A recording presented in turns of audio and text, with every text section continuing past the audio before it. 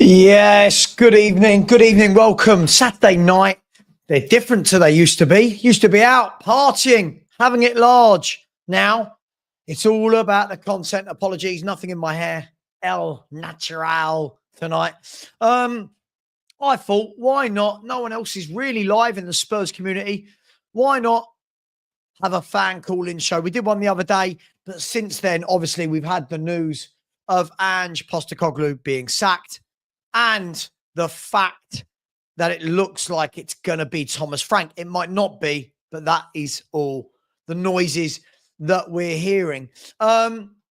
So good evening to each and every one of you. I hope you're well. I will put the link in the chat soon. The rules, come on, the rules. Please have something that you want to talk about, and I'm guessing it's going to be about Ange. You can talk about Levy, Ange, Frank, Silva, Iriola, what players you want to come in. You can vent and moan about whatever you want to vent and moan about. It's absolutely up to you. I will put the link in. You must have your camera on. Please, I know it sounds silly, have clothes on. You won't be allowed on if your camera's not on. If I see that you're not wearing any clothes, you won't be allowed on. And as I said, have something that you want to talk about. It's been an interesting 24 hours or so, hasn't it? I mean, it's been about, 28, 29 hours now since the news came through that Ange was going.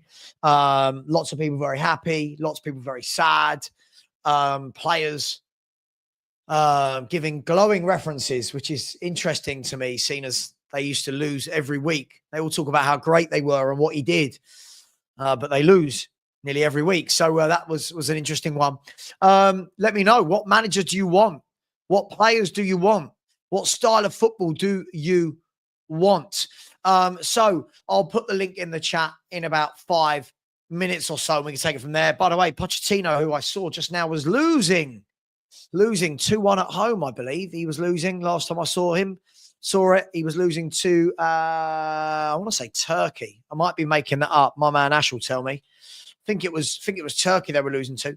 The Tribal Chief, yes, you are 100% right. It's nothing to do with the fact that he lost nearly every week in the Premier League. It's nothing to do with the fact that Daniel Levy has sacked him. It's obviously my fault. Tribal Chief, everybody. Tribal Chief. Hang on, guys. Tribal Chief, is it a troll? Troll? Let's check.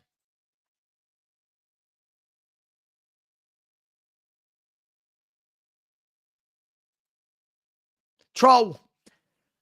Oh, decision. Troll. Tribal Chief is a troll. Do you know what I love?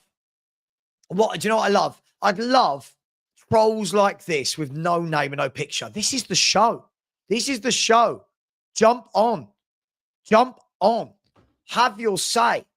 But I bet you they won't. They never do. I open this up to any YouTuber, anyone who disagrees with me, anyone who agrees with me, any viewers, any YouTubers. There is a chance to call in here. So troll. Yeah, I think we can safely say VAR. Oh, sorry, it's not VAR. It was Savva. Sav VAR. Yeah, so I'm going to put the link in the chat. If you've got something to say, come on, let's say it. Get it off your chest. It might be positive. It might be negative. It might be nothing. But Tottenham fans deserve the chance to vent for whatever reason. I completely understand, by the way, why some people don't want him gone. But there are lots of people that do want him gone. There is the link. I am going to pin the link as well. Bear with me 1 second. Let's pin that. 1 second. Pin message. Before we do, very generous, Moose City. Thank you very much. I believe you're out there in the US. So big up to you, Moose. I say that. You've paid in dollars, so it would probably suggest that you are. And I saw you on Sean's show the other day. So big up to you. Thank you very much. Said, hello, Savva. How you doing? I'm all right, man. I've been complaining all day because hay fever has been kicking my ass like a great big wuss. Hay fever has absolutely had me wiped out. And then I fell asleep watching the England game. Literally, I've turned into a right old man. Fell asleep watching England. And boy, was it boring. How do you feel about the potential Frank signing? I'm all over it. I think he's a great coach. I think he's done absolutely brilliantly. Listen to how other coaches talk about him. They all sing his praises. I'm all over it. Absolutely all over it. What do you think, more importantly, as you've paid? What do you think about it? For me, I've said all along, I think we need a coach. I think we need someone that gets the best out of footballers. And unfortunately, we've got a manager that isn't. Hence why we lose every single week, or so it seems. As I said to anyone who wants to listen, across the internet, there are loads and loads of videos. There are loads and loads of videos about tactical masterclasses from Thomas Frank. You see him live in training with Thomas Frank. And he's brilliant with the players. He's so hands-on in the coaching. I want a bit of that. Get that into my veins. Oh, yeah, Daniela, it was so boring. It was so boring. Hey, anyway, big up to my man, Ryan. I always know if I stick a link out, my man Ryan is going to jump straight on and be the first one. How are you, bro? Yeah, no, you know what, Sav? We got our Levy back after all this time. It only took 2 seasons, didn't it? Blimey! We've got our Levy back.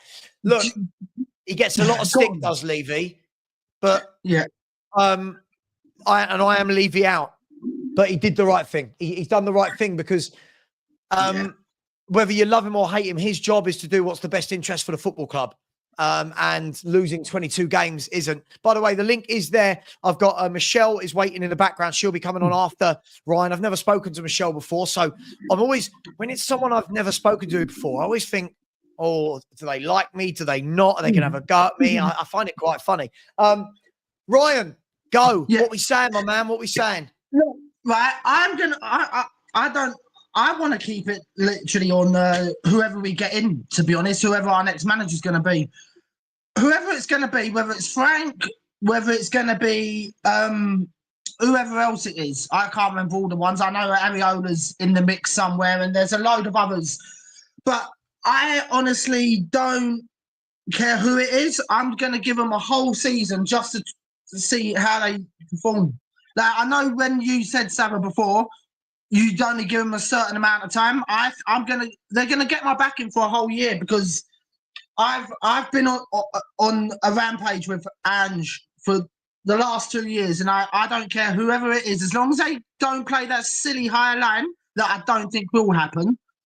I think it will be nice, easy, and I don't honestly think that there's going to be much to stress about, and I will give the manager a whole season before I start judging him personally. But you've got, like I said, I'm not going to try and change your views or anything, Sav. Like, obviously, because you've got your own mind and everything, mate. But that's how I'm playing it. Ryan, let me just clarify my position on this. Yeah. If I've got a coach coming into this football club, I will give the coach time. If I see a manager that acknowledges what I'm doing isn't working, next game, we're going to try something slightly different.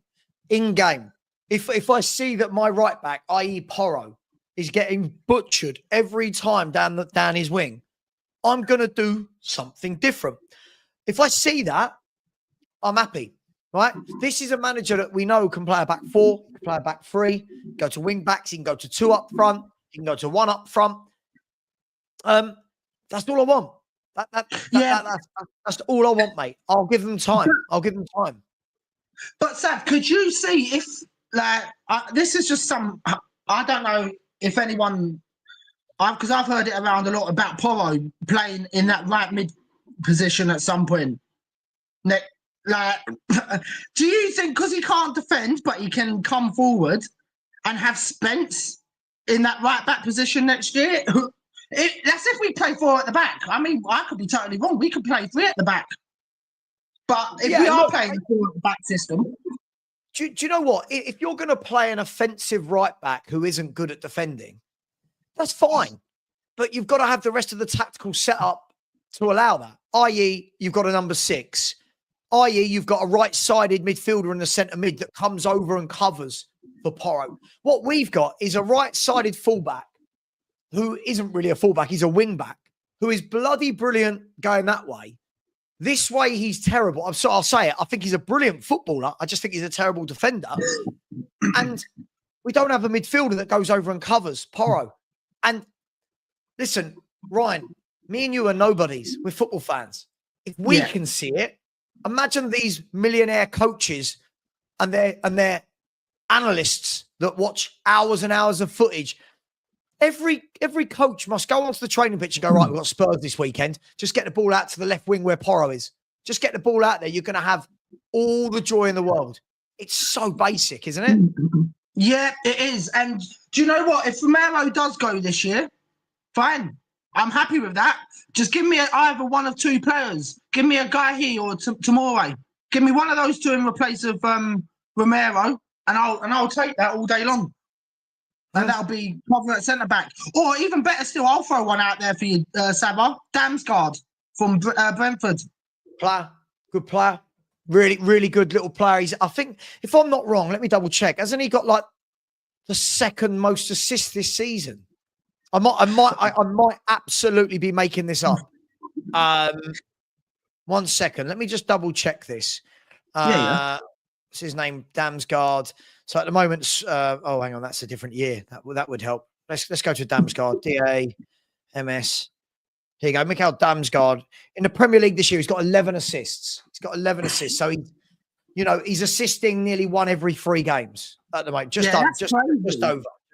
That's crazy for a defender, though, isn't it? When you think about it like that. And now, imagine if we had that right as cover if Romero does go, or as a starting player, should I say, and use Dancer as the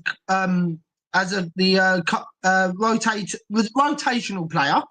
Yeah. Right? Imagine having Mickey and Damsgaard both assisting next year. Blimey, that'd be crazy, wouldn't it? I know these are all hypotheticals at the moment, but it'd be crazy, wouldn't it?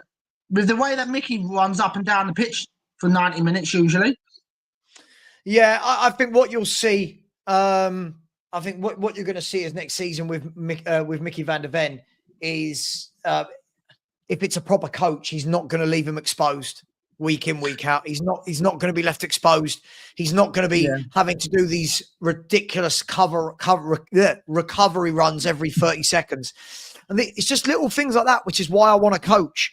We seem to have a lot of fans that don't like a coach, and I'm not sure why. I think every club needs a coach. You know what I think it is, Sav? I think it's because a coach actually gets you going that way. And like, for example, bottom of the V Ben, right? Likes things going, starts off like that and then goes, wee!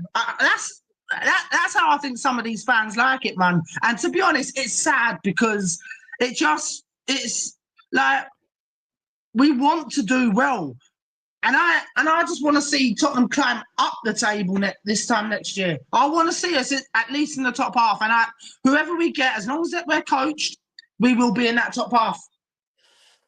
Yeah, listen, I think that whoever comes in, the first thing we need to do is we need to get some stability. We need some stability. We need a team that has got an identity, and we've got a team that is going up the league table. We've got a lot of people that just keep saying things like, oh, I'll be happy with 15th and winning a trophy. And you're like, well, this trophy, yes, because it gets you Champions League football. But I don't want to finish 15th and win a League Cup. That tells me that we're a rubbish team that have had a 5-game cup run. That doesn't tell me that we're a good football club. That tells me we've had 5 good games or scraped through on penalties. Yeah, I completely agree with you, mate. We need to get right up that table, but without being crazy. I don't want the expectations to be absolutely ridiculous on any new manager. And people go, no, it must be top 3. Why must it be top 3? No, you know what though, right, Sam? Right, I think if we get at least 10th next year, I will be happy with that because that's still top half. I know that's the bottom end of the top half for a first season, but take 10th for starters and maybe a cup, because I will take another trophy as long as we're finishing 10th next season. Something reasonable like that, like a League Cup even, or maybe even an FA Cup. One of them two. Listen, from my point of view, and then I will let you go because I've got a few people waiting. Yeah. From my point of view, Ryan, if you're winning a League Cup or an FA Cup where it's 5-6 games to win it, there is zero excuses for us not being in that top 6 or 7. There is zero excuse as a minimum next year. Doesn't mean I want that every year. And I think the problem with being a YouTuber, right, is if I say something, it's taken so literally. Like if I say next season I'll happily finish 6th, people will go, "Oh, Savva only cares about finishing 6th." No. From 17th, I will go to 6th. Doesn't mean the next year I'd go, "Yeah, I'll happily finish 6th again." No. You've got to slowly get better. You can't just go from 17th to winning a title. So, look, dude. First of all, thank you you were very generous with the super chats the other day. So thank you for that, mate. You didn't have to do that, but it is greatly appreciated. Anything you want to say before I kick you out and get someone else in? I think you know what I'm going to ask next. Stanley, the little tower. Stanley is asleep below me. He is literally asleep below me, so that I am now uncomfortable. I've got nowhere to put my feet because I've got a pug and a Springer X just both sitting here. Like it's their house. It's their house, mate. It's not mine. I just stream it. Just one last thing though, Sav, before I do go, like, thank you for that advice yesterday, man. Like, I've had a shit couple of days, mate. I have, literally, and I'm glad that I've actually been able to just like have that advice off of you. I've obviously had help from Brian as well, so big up to Brian Daigle as well. Mate, listen. All I would say is I'm no guru with this, but you know, in life we have good days, we have bad days, and the bad days never last. The bad days never last. So, you know, go for a walk, get some fresh air, turn the internet off, turn your phone off, and listen, I need to take my own advice on this as well. But you're a good guy, and don't worry about anything else. Yeah. All right. Cheers, Sav. I'll speak to you in the next one, mate, whenever your next one will be. Whenever I want. Yeah, big up to you, my man. Take care. See you later, bro. See you later, bro. So I'm going to bring on Michelle, who's been waiting. Michelle, I'm not sure if your camera's got. She said she's going to be 2 minutes, so bear with me. That gives me time to look at some super chats. Big up again, Moose. Very generous. Welcome to the channel, Moose. Has become a YouTube member. Moose, same thing I say to everyone. From Tuesday or Wednesday next week, we will have the channel member-only shows. So it will be just all my channel members that can view it, and they'll be able to come on and talk. And it's a safe place without the trolls. We won't have to VAR for any trolls. I'm hoping that none of my members are trolls. So big up to you. And then you've been very generous again and come in and said, I think Frank would have finished top 4 if he had our squad last year.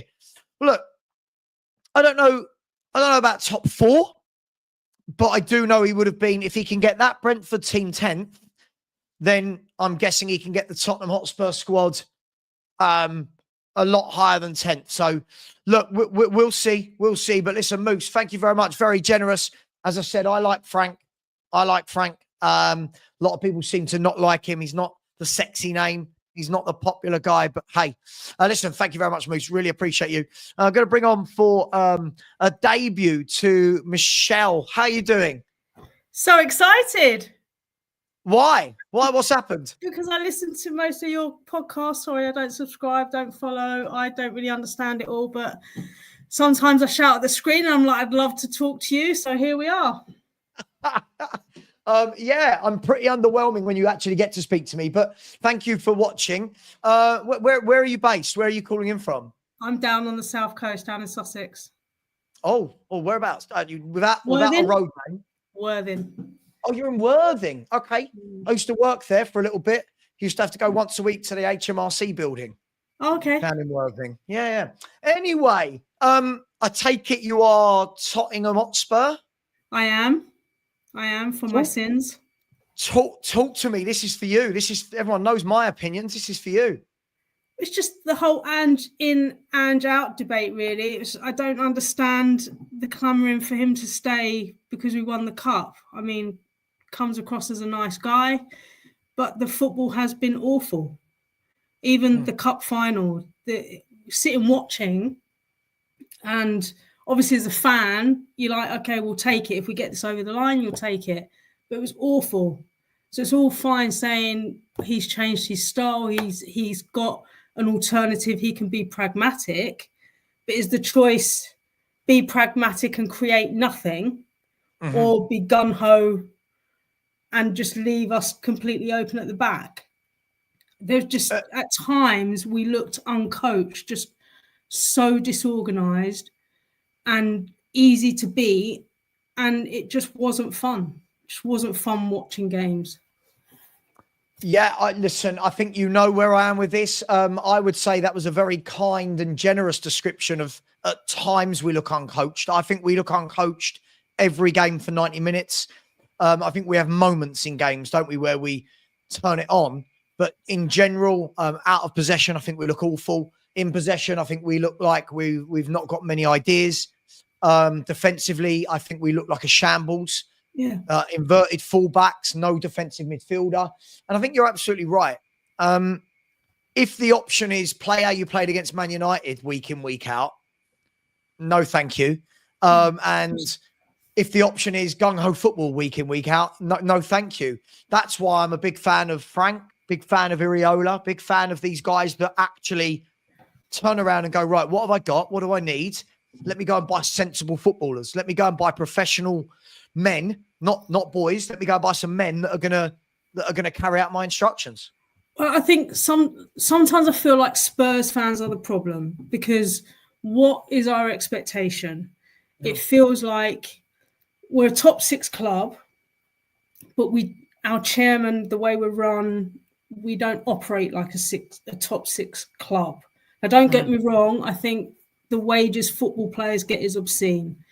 So on one hand, I don't want to be paying 200 grand a week to a footballer. The fact that Werner was getting 165 a week is obscene. So Werner. I get that you want to balance the books. I get that. But if in order to compete, if we're losing out on players because of wages, then obviously something has to change. But we're caught between being a top 6 club, but operating like a team like Brighton, Brentford, where we want to go data-driven, but yet we're paying 40 million for Archie Gray. Don't get me wrong, I think Archie Gray's got huge potential, but that's not a data-driven model where you're buying players for 40 million. Getting a Matoma for 2.3 million, that's a data-driven model. But I don't think fans would be happy with a pre-Brentford Mbeumo. I don't think Tottenham fans would be happy with a pre-Bournemouth Semenya. You know, players that we'd all identify now are saying, we'll take them at our club. We could have got Eze when he was at QPR, but would we have been happy with Eze when he was coming from QPR? Do you know what? This is a really good topic. I like this. This is a good topic. And I think you're spot on with it. If you're going to go and buy kids, if you're going to go and scout these youngsters, then you've got to do it the way Brighton and Brentford do when they're paying 3 million, 5 million. In this day and age, it's a bit closer to probably 10 to 15 million. It's not going to Leeds and going, here's 40 million for an 18-year-old. So I agree with you. I think it's got to be, sorry.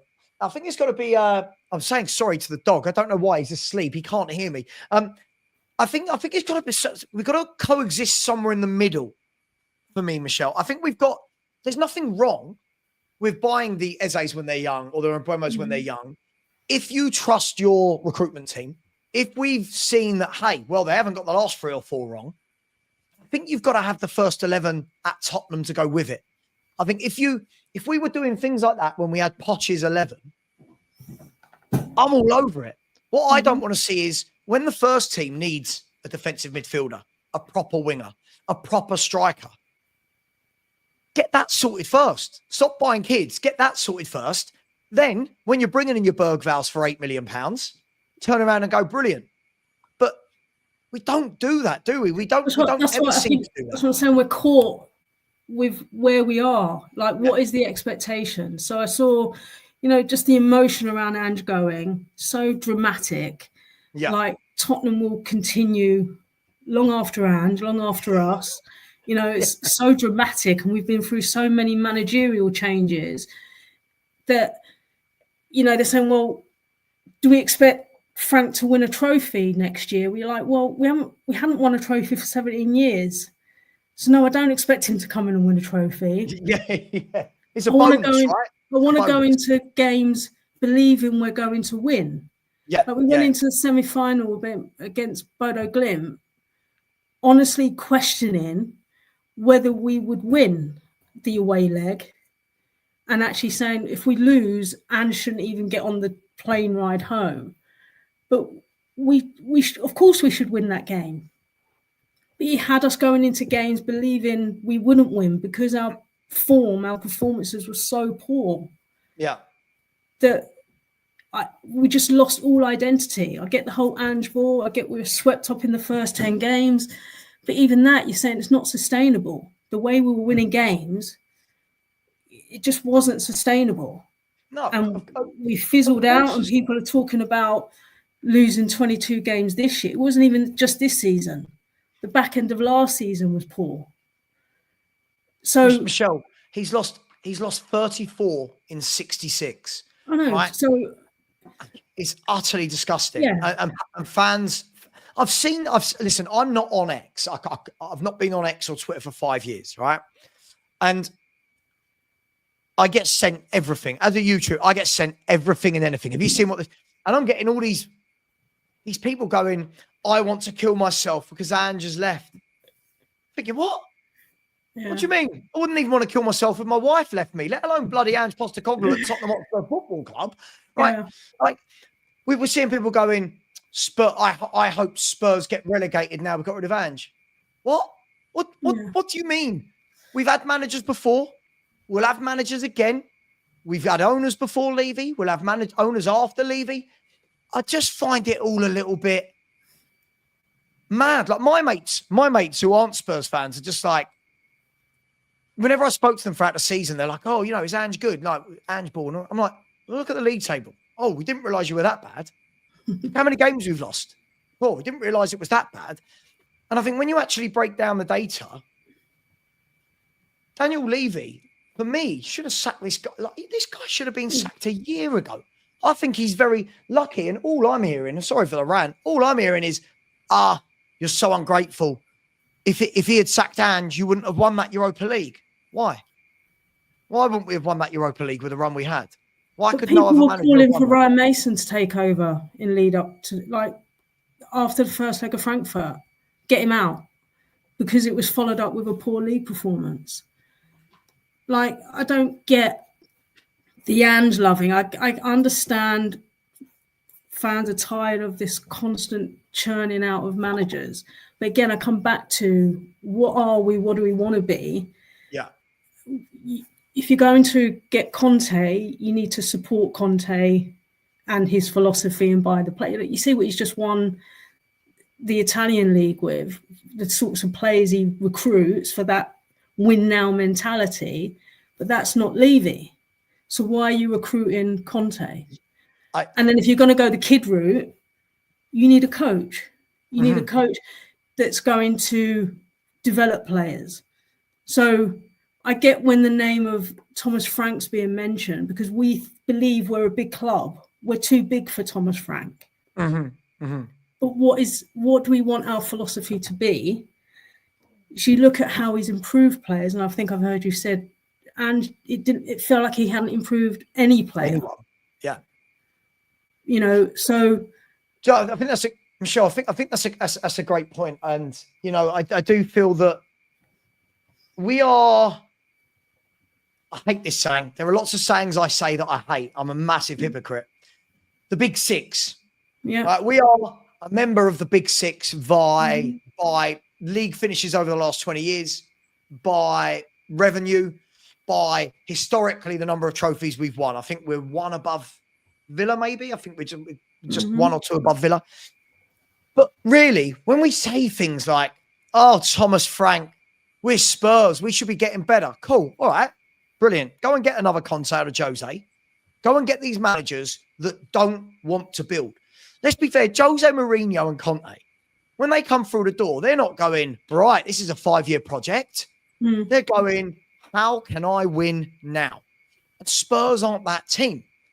So when people say to me, oh, you didn't want Conte, no, because if you didn't think it was going to end with Conte blowing up the way he did, then no one's been watching Conte at his previous clubs. Everyone knew that Conte and Levy was just going to be an absolute, it was like Fred and Rose West. Like, you know, them two together, just boom, the world's got serial killers on their hands. Everyone knew that was going to happen. And then they're going, I can't believe he's not back Conte. Well, Conte comes in and says, I want Bastoni. All right, Tottenham can want Bastoni. Why would Bastoni want Tottenham? Yeah. Like, that's it. You know what I mean? It's, you know, so I just feel like you're absolutely spot on. I think we need a coach. We need someone that can. You've got Donnelly coming back. You've got Gray, Bergval, Sarr, all young people. Odeberg's young. Adogi's young. Right? Mickey van der Ven needs coaching. Right? You've got all these young people that need coaching. And we've got a manager that doesn't really play the youth unless there's an injury crisis. But you look at our coaching staff. The fact that Ange doesn't have a team of coaches that he takes with him is worrying for me. Is that a power trip? No one questioning his authority. He's spending surely half his time teaching his coaches his philosophy for them to implement with the players. The coaches weren't good enough. You know, Jedinek, Ryan Mason, you want them to be Champions League coaches. I just think, you know, to be talking about Xavi, Inzaghi, we've been there, we've done it. I just think we're caught between what our identity is. Like you say, this big six, the fact Levy got us into the Super League, for example, the guy deserves a medal just for getting us mentioned within that group of teams. He doesn't miss an opportunity to make some money. Fair play to him. He really doesn't. You're not on Twitter. I don't know if you've seen today a tweet's gone out about apparently Basuma's joining Fenerbahce on loan with an obligation to buy. And I don't think managers pick players anymore. So, you know, we're talking, if there's talk of Basuma going, we're being linked to players in a manager's absence. It's not a case now of managers wanting players. Let's look at the Brighton model. They have a recruitment model and they pick a manager that plays to a philosophy that they want, so they can have a turnover of managers and nothing changes. We're not happy with that. We don't have a philosophy. Our recruitment is poor. And it's back to, again, what is our expectation? So let's say Thomas Frank comes in. What is the expectation next season? Top six? Well, I think, listen, I will need to make this the last point because I've got about 9 people all queuing up. But you're getting a lot of love in the chat, Michelle. So these people coming in after you have got a hard act to follow here. Lots of people, they're using the saying I hate, which is Michelle knows ball. I love that. She knows ball. I'm not cool enough. You just get it all out. Because I'm like, oh my God, I got this chance to chat to Savva. Listen, always welcome on. Look, I think you make a great point. Look, I think that a lot of fans, as I've said before, really don't understand how football clubs work. So we hear a lot the term club signings. Okay, but what's the average tenure of a Premier League manager? 18 months? Something like that. And the average tenure is only boosted because there are managers that stay for like 9 years, like a Klopp, like a Pep, like when Wenger was here for 20 years, when Ferguson was here for however many years. So the average tenure of a Premier League manager is tiny. So you don't buy the exact player for the exact manager. As a club, you should have a philosophy so that when the next manager comes in, they've got to be loosely right for that manager, but it needs to be, okay, right. Thomas Frank comes in. He's here for 2 years. He goes out. Then a Xavi comes in. Xavi can just pick up the players, keep coaching them.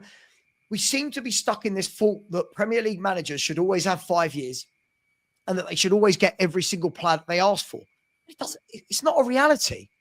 But you don't go Pochettino to Mourinho if you've got a philosophy. Of course. Just like Man United going from Ten Hag to Amorim. Of course. Like, you don't you've got to have a general idea, same system, same offensive ideas, whatever. But anyway, I'll let you crack on. Thank you for the opportunity. Always. No, really enjoyed the call. But I'm You're quite always excited by Thomas Frank. I think, again, my frustration when we were linked with Eddie Howe, for example, a lot of Spurs fans were poo-pooing the idea. But you look at what he's achieving at Newcastle, I think it's about us managing our expectations and just wanting to be excited. I know Bilbao was a special night. I know we loved it and we're caught up in the emotion. But that's not the bread and butter. And when you're tuning, if you're traveling up to the lane or you're watching on TV, you want to go into it believing you're going to win. And often a goal down within the first minute. And it was just like, okay, I'm done. No, look, I completely agree. Listen, emotion is a huge thing in football. And as I've said, I think that if a new coach comes in, we start to actually go, hang on, we're a well-coached team. I do think people will slowly forget. The funny thing is, and I will let you go after this, the funny thing is, whenever I ask an Ange in person, it doesn't matter Ange in or Ange out now, whenever I ask the Ange in people, tell me what's good about the way he plays, no one could give me a tactical football answer. No one can actually tell me. Whenever I ask them, why are we so wide open at the back? Why doesn't he play a defensive midfielder? Why is everyone inverting? What? No answers. They just love the vibes. Sorry, Michelle. I don't like losing 22 games in a season. 26. I don't like losing 26 games in a season. I'm embarrassed. I have to come on here every day for a living and talk about Tottenham. And every day I'm going, well, there's another defeat, guys and girls. So listen, I will say thank you. Enjoy the rest of your evening. Thank you for calling in. And I'm sure I'll see you again soon. Yeah, you take care. Bye-bye. Right, take care. Bye-bye. Big up to absolutely everyone. Great call from Michelle. What I will say is there are a lot of you in the back waiting. Please just sit back, relax, watch the show as you would. Watch the golden cockerel, or whatever he is, telling me that I am cancer, which is a lovely thing. It's a lovely thing to say to somebody. And not only am I cancer, I am the cancer of Tottenham Hotspur. Me. I apologise, everybody, in advance for the actions that I have caused for Ange to be sacked. My bad. Right. Let me bring on AJ. AJ, how you doing, bro? You okay? I'm all right, man. I'm all right. I mean, first of all, that comment that called you the cancer of Tottenham. Am I meant to be the chemotherapy? Mate, listen, don't worry. That's mild. That's mild, mate. I get death threats on a daily basis in my YouTube comments. Don't worry about it. Haven't been killed yet. Still here. Still going. Yeah. What do you want to say, my man? What do you want to say? With everything about Ange being sacked, it kind of forced me to think about why people wanted him to stay and why people wanted him sacked. And I'm kind of split because your arguments are completely valid about why you'd want him sacked. But at the same time, at the end of the day, football's about trophies. And for example, I contend that Palace and Newcastle have both had better seasons than Man City. I'd argue you've had a better season than Man City by that logic. You've had a better season than us by that logic. But I also agree it's not sustainable. Listen, and again, I keep saying this. Yes, did we have a better season than Arsenal and Man City from the point of view that we won the trophy? Yes. And then I could argue that those two clubs, though, weren't in the trophy we were going for, and both those clubs would have won the Europa League at a canter. I'll ask you this. I highly doubt it given Arsenal, but City, fair enough. You listen, as much as we're at Arsenal, you would have won this Europa League. No one in this Europa League was going to beat Arsenal, right? Now, here's the question I'll ask you. Go on. Here's what I'll ask you this. Does one moment, i.e. Bilbao, cover over 2 years of no coaching, no tactics, 40 defeats in all competitions, 126 league goals being conceded in 2 seasons? Does that one night paper over all of that? Or is that like putting a sticker over somebody that needs to be stitched up? I don't know. You tell me. I wouldn't say 2 years of no coaching, but I definitely agree the last season that you've had would warrant him getting sacked. What have you seen that's coached? Like in his first season, like I wouldn't say I saw an awful lot, but I saw enough to where like he doesn't seem like he'd be bad at another club. It's just Tottenham are a graveyard for coaches, in my opinion. Yeah, but it's hang on. We're gonna have to disagree Go on. here. It's Go all on. well and good blaming Spurs for this, but listen, they're his tactics. Fair. No one has forced him to come in and play this wide open gung ho style of play. He done that, right? And this is what annoyed me. Sonny today comes out and he says, "Oh, thanks, Gaffer. You did it your way. We won doing it your way." Well, we didn't win doing it his way, did we? We didn't. If you were look how we won the Europa League, it was by sticking 10 men behind the ball against Frankfurt, 10 men behind the ball against Man United. So when we're saying, oh, he bought this style of play and he's playing attacking football, mate, listen, for me, if you're a good coach, you're not a good coach for 10 games in a season. You're a good coach. And after 2 years, what I expect to see is a well-drilled football team.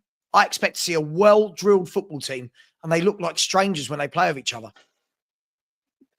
That's not unreasonable to make that assessment. But I suppose when I look at, for example, your recruitment's not been great, but I wouldn't call it a complete write-off. Like Madison's not a bad player. Van der Ven has turned out to be great. The dog is decent. Vicario has his weaknesses, but he's not useless. Like, but for me, what shot your season dead was the summer window you had. And that's where I think, yeah, I didn't think you lot would get Europe. I sure as hell didn't think you'd finish 17th. But yeah, look, I agree. Listen, whilst I don't think that Daniel Levy and his recruitment is one where I go, yeah, you're serious about winning league titles, I don't look at the recruitment and think we should be 17th in the Premier League, right? So I get it. I feel like there's a middle ground there. Yes, we need to do better. We need better signings. Yes, I was thoroughly disappointed that we signed Dominic Solanke for £60 million. It just it I baffled remember me. you being very underwhelmed. But this is what makes me laugh. At the beginning of the summer, when I said we'd had a bad summer, when I said I didn't rate Solanke, when I said we bought too many kids, when I predicted 7th, all I was told was I'm toxic, I'm negative. Then all of a sudden, when we're not even in the top half of the table, I'm told, yeah, but he wasn't backed. Yeah, but the transfer. So hang on. All you people telling me that, you're all the ones who are telling me we're going to finish 3rd or 4th. So what happened? What happened from the summer to the rest of the season where suddenly we had a great squad? It's a youth project. Oh my God, you don't know Ange to 22 defeats. It's just a bit embarrassing. Like, you can't have both. Like, if you're going to say the window was a write-off, and you go through with that logic, then fair enough. But you can't defend that window where you brought in an Archie Gray and a Dominic Solanke and then say Ange wasn't backed. Like, it doesn't work. And I do think Ange to an extent wasn't backed. However, at the same time, that squad's better than 17. Like, with all due respect, maybe not Europe, but like 8th, 9th. That's where I'd probably put your squad in terms of talent. Am I insane to make that statement? I'm not angry. I always get told this. It's just the way I am. I'm not angry. I'm just passionate. Listen, is there anything else you want to say before I get the next person on? Anything you want to say? I was gonna ask. Like, I know Frank's probably the choice that you'd want, but 2 things. Would you take who would be the best manager Tottenham could get, and where do you think Tottenham are going to finish next season? Because I don't quite think they're going to finish lower than 17. If I could have any manager, but being realistic without saying things like Pep Guardiola, I think Glasner for me is a top manager, great coach, winner, done a brilliant job at Frankfurt, now doing a brilliant job at Palace. I don't think he's going to be gettable. I think that Crystal Palace play a hard ball. I can imagine Parish and Levy debating that. I just think it would. I don't see it happening. So for me, I think then you've got to look at maybe a Xavi, maybe an Iriola, a Frank, a Silva. I just a coach. Where will we finish next year? Mate, listen, let's get through the transfer window first. Let's get through the transfer window. Let's see who we bring in. Let's see who we lose. and let's see what manager we bring in. Right? I can't sit here on the 7th of June and tell you we're going to finish in the top 5. It gets clipped up, and then Spurs have an awful window. So To be fair, we'll I'll go at with least that. pin you down for something like Conference League. Like I think 7th is where you'll probably end up. Listen, I want us back in there in fighting for Europe in the league. Yeah, absolutely. That's fair. Yeah. And by the way, chat, I apologize. I'm not Michelle. Yeah. Big up to you, AJ. Listen, thanks for coming on, man. And listen, I'll see you later. Take care, man. Yeah, I've been hiding Bye. since the European final, but it is what it is. See you later. Bye-bye. Big up. I'm going to do a couple of super chats, and I'm going to bring on Marios, and then I've got Farid. Apologies if I'm not pronouncing that right. Everyone else, please just sit back. I promise you will all get on tonight. My wife is on holiday with her girls. They're women. They're not girls. With her girls. I've just done it again. She is on holiday with her mates. So tonight I'm just as long as I want. Anyway, not that she tells me off or anything, but just sometimes it's not quite fair for me to just go into the middle of the night. Big up to some super chats. Destiny 5, big up, bro. Has become a YouTube member. Big up to you. Make sure you look out for the YouTube only member shows next week, Destiny. I expect you to be calling in on those as well, my man. And those shows never get released to the public, by the way. They're private. Okay. So big up to you. Thank you very much, Destiny. Tonyo Ollie, thank you very much. Looks like you're out in the States as well. Said, think we have any chance at Brian Mbeumo? According to some sources, Frank wants him at Spurs. I love this. Look, I've seen all the reports in the last few hours that a manager that isn't even ours wants us to sign a player that is his.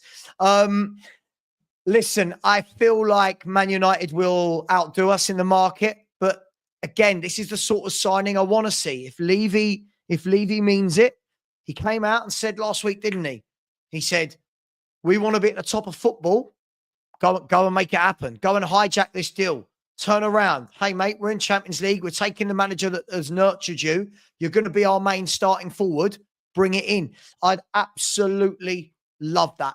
But I do have a feeling that Man U will get their man. Man U don't often not get someone over the line when they need to. Big up to you, Tonya. I really appreciate that. Sanctuary of 7. Big up to you, my man. How you doing? So you ain't a cancer. Thanks for confirming. Thank you. If I showed you my messages overnight, I get it's truly baffling in this world. Truly baffling. One the other day I woke up to, just that you know, this one was your wife's a whore. I hope she dies. That was a personal favorite of mine, of which I showed her, and she went, "Oh, okay, I'll try and stay alive." But big up to you. Thank you very much, 7. Honestly, the internet is a very interesting place. I was a delusional fan until I started watching you. Come join the non-delusion. Come join for some sanity. Big up to you, 7. Hope you're well, my man. Thank you so much. I think you're out there in Dublin, aren't you? So big up to you, 7. Thank you very much. Mods, please don't delete people's comments unless they're being really rude. Yeah, like i.e. if people disagree with me, don't just block them or remove. I encourage people to disagree with me. I love the debate, in case you've never seen me. Marios, you're coming on. How you doing, my man? You good? Yes, I'm fine. You? I'm very well. What's the weather like in Cyprus today? I'm guessing better than London.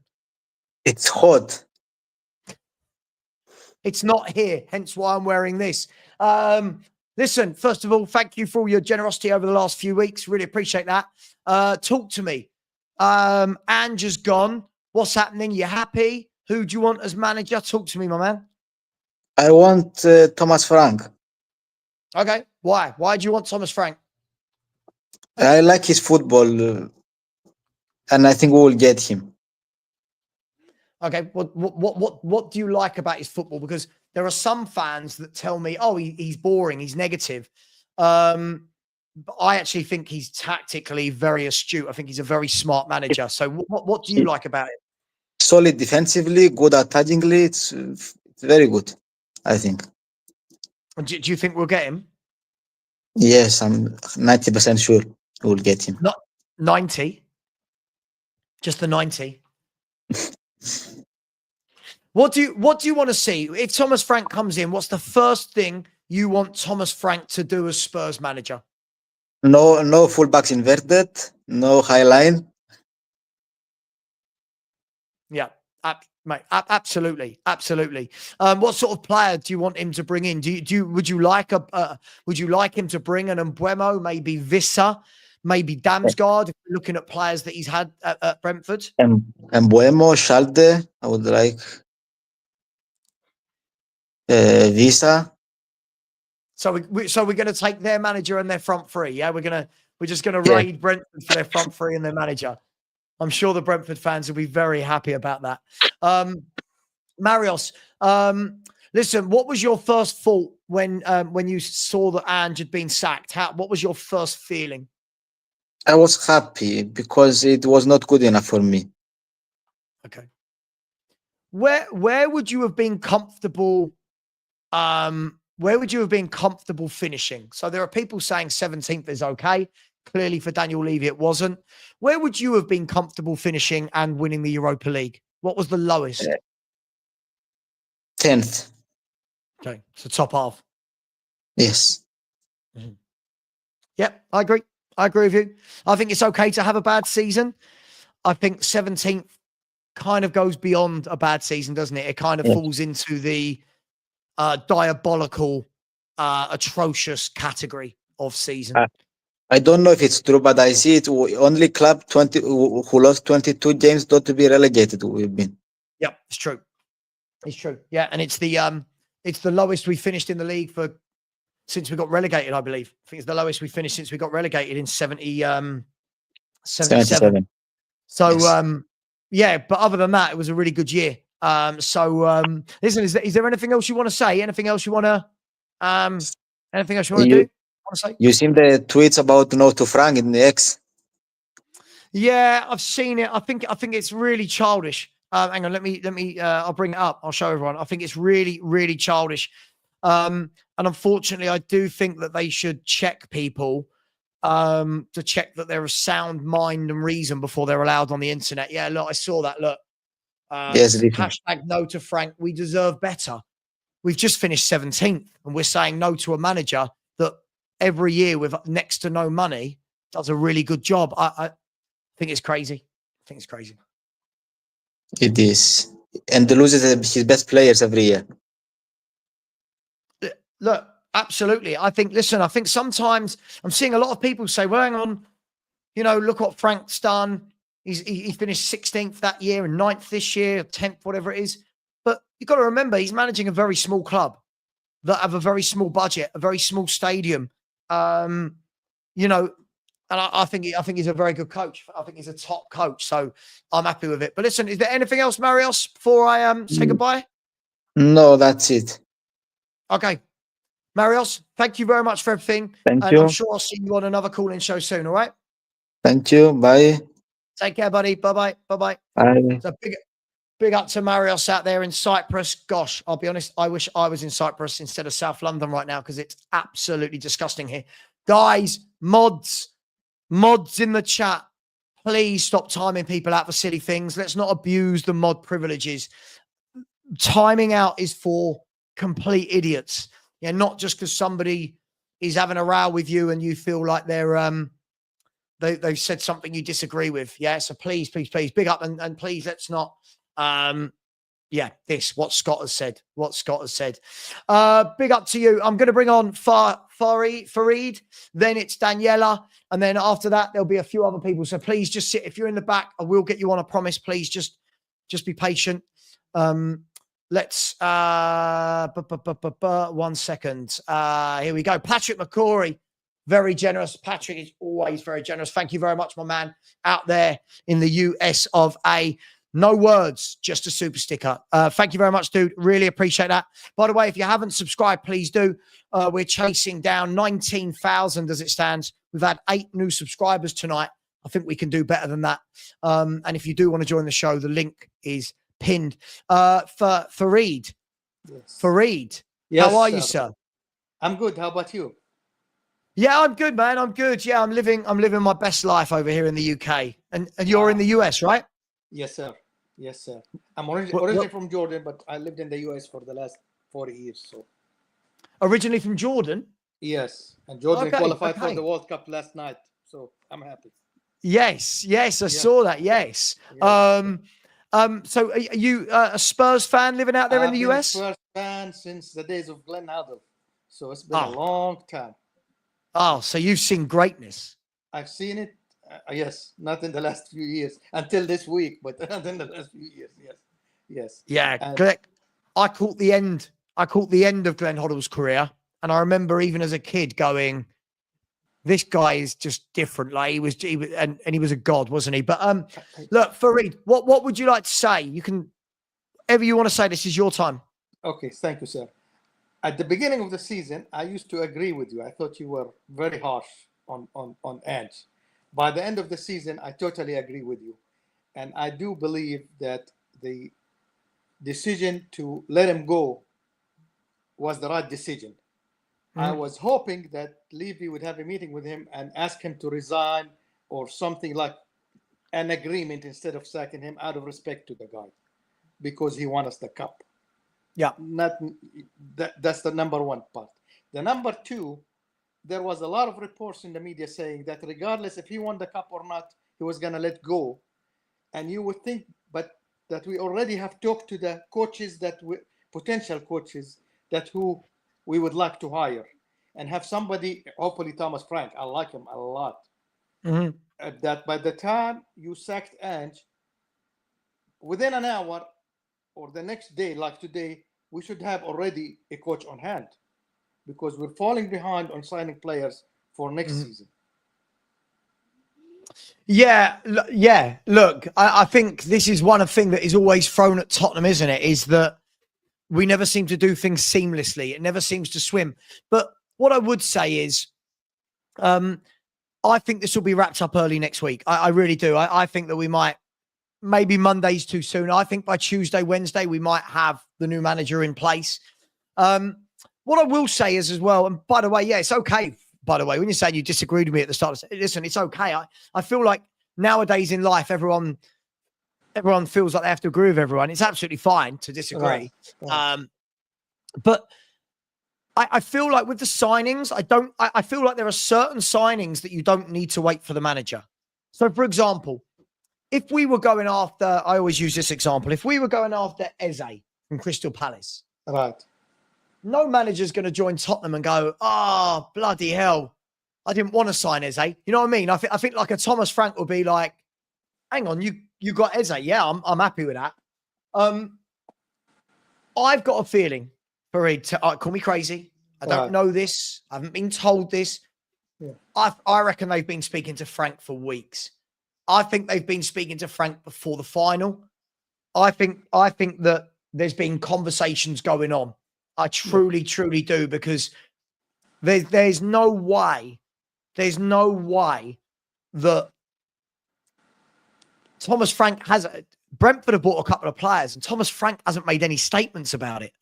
So Thomas Frank he's not making statements about his own club. That tells me that I think he's coming. I do. I think it's going to be him. And tonight with the bookies, he's just dropped or gone up, whichever way you look at it, to 1-5 on.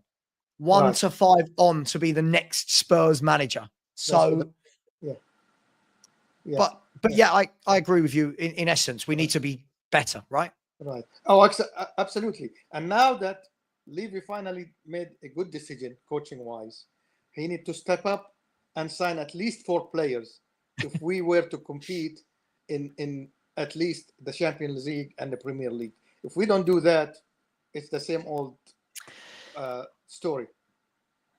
Fareed, listen, if you've watched me before, you'll know what I said. For me, I don't mind. If we only go out and buy 4 players this summer, I don't mind. But they've got to be first-team footballers. It's got to be 4 players that come in and take the place of somebody else who's already in the current 11. Absolutely. I completely agree. Listen, there's a lot going on at Spurs. There's a lot going on. We've got brand new board members. We've got board members leaving. We've got Paratici's coming in as the new director of football. The manager's gone. The women's manager was sacked today. The Spurs women's manager was sacked today as well. Ryan Mason's gone. The coaches have gone. I think there's a lot happening, and call me deluded, but I think that after this, Daniel Levy's got to go and make a statement. Daniel Levy's got to say, right, we've sacked them. I've said to the world, I want to be at the top of football. Cool. Go and show us. You know, get the Ezes. Go and get me a Paulinho. Get me an Eze. Get me someone where I go, yes, that's the signing. I totally agree with you. Yes. Well, you won me over. That's the part about debating is you listen to the facts, and if the facts support certain outcome, you just go with that outcome. That's how any debate should be. Look, Farid, I think the interesting thing about, especially when you're on YouTube, when I'm on YouTube, every opinion I have is remembered. Everything I've said, people drag up things I put in a video 6 years ago, right? It's like, remember what you said?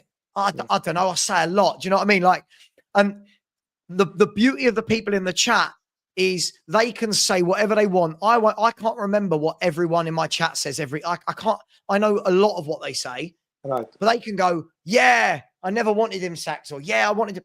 I can't get away with that. So I stick to my beliefs, and people either like me or they don't. It is what it is, right? It is what it is. They have to respect you. They don't have to like you, but they have to respect you for the time and the effort you put in it. Thank you. I appreciate you saying that. Is there anything else? Anything else you want to say before I get Daniela on? Thank you. Well, let's hope we sign for good players, 4 starters, like you say, and take a crack at it and try to be in the top 6 next year, and maybe 16 in the Champions League if we can. I mean, in the top 16, and see what happens after that. I completely agree with you. Let's see. Listen, call in whenever you like. But the call-in show will be more interesting at the end of the transfer window, where people are either going to be losing their minds or they're going to be saying, I'm really excited for the season. So listen, I'll see you again soon. Thank you very much. I appreciate your support, and take care. Thank you, Savva. Thank you. Take care, my man. See you later. Bye-bye. Bye. Big up to everyone in the chat. I'm going to go. The running order is Daniela, followed by Craig, followed by Oliver, and then Carl, and then Corey. So just sit back, relax, chill out. By the way, very generous from Moose. Very, very generous. Thank you very much, my friend. Really appreciate you. He said, Sav, I wish I could join the calls. I have to go to a dinner. Dinner's more important than having a chat with me, mate. I wanted to just mention before I leave, why aren't we just talking to Brentford about Frank and Mbeumo in a combo deal? 10 million for Frank, 55, 60 million from Mbeumo. Look, in theory, I'm with you. In theory, I love the sound of it. I do feel, I mean, it's cheeky, isn't it? Imagine ringing up Brentford, go, hang on. Not only do we want your manager, we want your best player as well. But it does look like he's going to Man United. We'll see. The transfer window is always fluid. We will see. If this happens, Moose, I'll be over the moon. I think Mbeumo is exactly the type of player we need. Get him in. Get Brennan Johnson on that bench as an impact player. Get Mbeumo on that right-hand side. Let him terrorise defences. Big up to you. You're very generous. Enjoy your dinner wherever you're going. And thank you very much. Really appreciate you, Moose. Thank you. Very generous indeed. Daniela, you're up. Be ready. How are you? Hey, darling. Hi, darling. How you doing? I'm good. How are you? I'm all right after that dull, boring, uninspired English weather performance.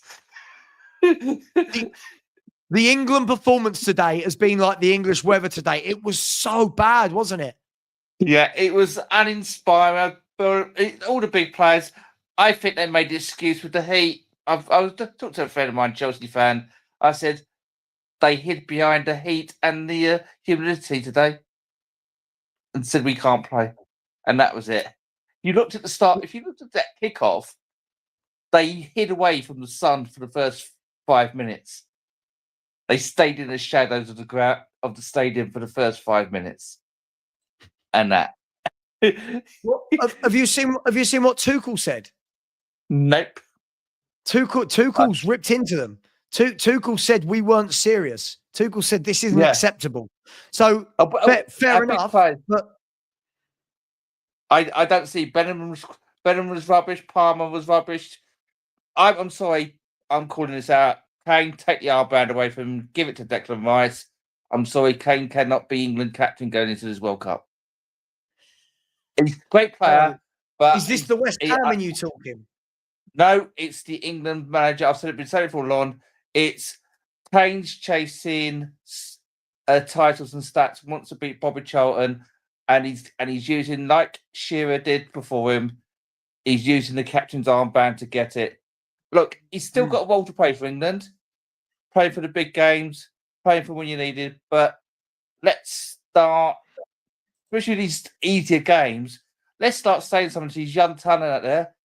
Step up. Everyone's calling you talented. Everyone's calling you're the next generation. You're generational. Time to step up against the Spanish, the French, and stuff like that. And people are hiding behind Harry Kane. Do you know that I think the funny thing with this is, look, when they made the decision to appoint Tuchel, and I think it's, if I'm not wrong, wasn't it a 2-year contract or like an 18-month contract? Right. Yeah. So when you're doing that, it's the international equivalent of when Spurs got Conte as a club manager. Yeah. You're bringing in a manager that has, let's be fair, Tommy Tuchel's not been brought in to bring through the next generation of footballers. His remit is win the World Cup. Yeah. Right? That's his remit. So I get it. He's going to play Harry Kane. But you know what? It's like when I watched Portugal the other night. I'm watching Ronaldo up front going, imagine you're a Portuguese striker and you're still not getting a game because Ronaldo at 40 years of age is still playing. Like, it's madness. And I'm going to go to Spurs fan. Well, you've done it. You've got rid of your manager. I get it. I was listening to a lot of shows, and I was on a show this morning for West Ham, and I made a point where there's a lot of Spurs fans, especially Ange, those can't get the fact that the reason you sat is because of your poor performances. There is a stat which I know I've given to you, but I'm not sure you picked up, is that in the last 6 games, which is the form book of, say, the BBC table set, you got 1 point in 6 games. That's 1 point in 24. That is joint bottom with Southampton on a goal difference of -25. That's relegation form. Look, That's you've been relegated, la. you're preaching to the converted. Look, we got 1 win in our last 12, and that's Southampton were the only win in our last 12 games. It's just utterly shambolic.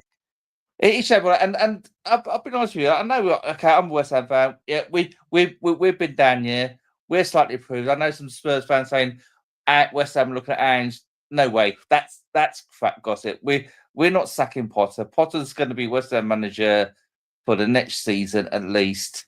We're not looking at anyone else. The team's built. The club's gone with Potter. They're going to give him the summer transfer, and they're going to give him the season, and that. So we're not looking at anything. I'm going to say, good luck with Thomas Frank. It's going to be interesting. It could work. It could not work. It's going to be interesting for you. This big 6, top 6, I call rubbish now. I know you were looking at the stats, the big 6 for the last 10 years. I don't think there is a big 6 anymore. I'm going to think we're now moving in. I agree. I think we're now moving in to the period of the competitive 10. There's 10 teams in each season Villa, that could be competitive. Newcastle. It's going to be. We're going to be in and out of it. You've got Everton's going to come into it. You've got your Brightons, your Bournemouth fans, all going to come in there, come out it. Some are going to fall out. Some are going to come out. You're going to have good seasons. You're going to have bad seasons. You're going to get Europe. You're not going to get Europe. Let's be honest. Without the extras in the 5th Champions League Cup and English clubs winning a European Cup, we only get six European places. It's only because we are so competitive in Europe. We only tend to get the 4 Champions League, 1 UEFA Cup, a UEFA Cup with FA Cup, a Conference League, and we can get the Conference League through the League Cup only if it's not a Champions League, only if they're not qualified by Europe for another competition. Yeah, look, I agree with you. And this is the key thing for me as well. This is why when Spurs fans are saying the next manager, has to win a trophy in his first year or he's failed. Well, Man United fans will say that about Amorim. Arsenal fans will say that about Arteta. Eddie Howe will get that at Newcastle now. Aston Villa with Unai Emery. Chelsea with Maresca. City with Pep. Liverpool with... You can't... Everyone can't win a trophy. And I'm sure there's going to be some West Ham fans going to say it with Potter. He has to get... He's going to have to win a cup or do something fantastic. And I think this is a problem. Fans moan when we clubs get rid of managers, but fans want managers out as soon as they're on a bad run. It's like you went on about the Conte thing. I remember when Conte got signed. You signed Conte, and I said to, I think it was on the Irish Tommy, and I said to on the show that this is Conte going to Spurs to piss Man United off, and it ain't going to work. And you had the Chris Callums that all going, oh, we've got a winning manager. We've got a manager that wins stuff. Conte's a winner. We are going to win a trophy. I said, no, this guy's got an ego as big as Mount Everest. He's got a massive ego. There's a reason that Conte's been at Inter, Chelsea, right? Was he at Juve as well, wasn't he? There's a reason that he's at big clubs because he wins. Problem is, the infrastructure at Tottenham wasn't ready for a manager like Jose or a manager like Conte. And again, I always say this, fans have to learn the difference between having a winning manager and actually having the tools to back that winning manager. And Antonio Conte, for me, I said it from day one, I don't want him. And it's not anything bad about him. I want Antonio Conte if we are spending billions of pounds and giving him, players like Rodri, players like Basto. It's not what we do. It's not what we do. Why did people think it would work? Yeah, if you had the City team, get your Conte. But the team you had then, it was never going to work. It was always going to be. It was never going to be enough for him. And we all know Daniel Levy. I worked for the Levys. I told you before, I worked for Mr. Byrites. I met Daniel Levy when he was in his 20s, coming and shot at Basildon, where I worked. His old man brought him in. And that. So Daniel Levy at 20. God. And the family were they're businessmen. And chairman, this is the thing number of fans have to get on the act is we see our club, we are like, it's a relationship for us, football. It's a love affair. That players, it's a job. It's a business. It's their careers. They're in it to make money for themselves. Yep. Same as owners. Owners, it's a cash cow. It's a money. Owners Owners are looking at the club with all the other aspects of sponsorship, commercial, food, all the stuff that goes in it. We don't care. All we want is to see the results on the pitch. We want to go there, see a good game, see a team win. Yeah, we're gonna. Some fans need to be much more balanced. I think I was going to say this. Before I go on, I'm going to say sorry about the disgusting fans who said some nasty stuff. Why? Why? Don't about that. I'm so used to it. I'm so used to it now that it's like I don't care. Shouldn't have it. You shouldn't have it. But no. But go back. Look, I'm going to say because I've got a lot of people waiting. Is there anything you want to say as a last point? I just think, look, your fan base, like all our fan base, you just need to calm down a bit. Yes, you got yourself a trophy. Yeah, we all know it was a poor game. All this cool. I think Spurs fans just need to have a bit more balance in what they want, less delusional, bit more, and accept that actually there is other competition. I don't think I disagree with you on one thing. I don't think your squad is as good as you think it is, but that's another chat we can have one day. I don't think it is. I think. But when you say as good as I think it is, I predicted 7. I think it's a top 7, top 10 team. I don't see it as a top 4 side yet. I don't see it is.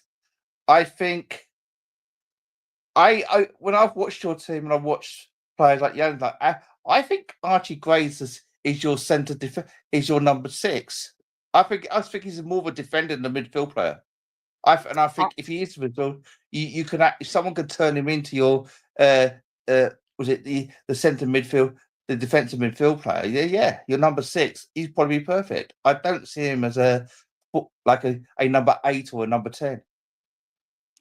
Look, we'll see. On the Archie Gray front, Okay. I don't know. As I've said, this was definitely not the right manager to get the best out of him, to coach him. Well, if he is a midfielder, then he's just had a completely wasted season of getting no actual game time to be coached as a midfielder. We've literally turned him into a makeshift defender. So a year down the line, he's got no improvement being a midfielder. The other worrying thing is, for the last 6 months of his time at Leeds, he played at fullback as well. So for a central midfielder, he's actually spent the last 18 months not playing central midfield. So listen, Daniela, I do need to let you go. There are a lot of people building up. Can I say one thing? Yep. Michelle was a great call. Wonderful. She was really brilliant. Got to dig up the ladies in the game. We need more of them. And that was a great first time call. And that. Yeah. She just came straight in with the facts. Yeah, good call. Very good call. And it's nice to see people on. Well, you ever know something? I'm off to cricket tomorrow, so hopefully the sun goes out. Yeah, enjoy. Yeah, hopefully the weather's good for you tomorrow, because today's been absolutely shocking. But listen, Daniela, I'll speak to you soon. Thank you very much as always. I appreciate you. Goodbye. Take care. Bye-bye. Right, I'm going to bring on Craig is next. Then it's Oliver, then Carl, then Corey, and then my man, bottom of the V, Ben is here. I'm sure he's going to tell me something about Ange that he loves again. But he's gone. Ben, he's gone. Ben, he's gone. Just so you know. Just before we do that, I just wanted to bring this up. So in the last 5 minutes, 10 minutes or so, Ben Jacobs has just said this. If you can all see my screen, Ben Jacobs has said this, that Thomas Frank has told Brentford he wants to leave for Spurs. Frank's camp are already in talks over terms, with the Brentford boss the clear front runner to replace Ange Postecoglou. So as we said, this is they would have been in talks with him way before Ange was sacked. So listen, it is what it is. It looks like we are going to get Thomas Frank as manager, unless Daniel Levy finds a way to mess about with the compensation money. But big up to Ben Jacobs, keeping us informed about Tottenham information. Let me bring on Craig. I think it's your first time calling in, isn't it, Craig? No, second time, mate. You're all right. Second. Sorry, mate. Sorry. I see a lot of people. How are you? You all right? Yeah, not as bad, mate. Yourself? Yeah, I'm all right. Yeah, why not? Why not? Yeah, good. What do you want to say? What are you saying? Where are you at?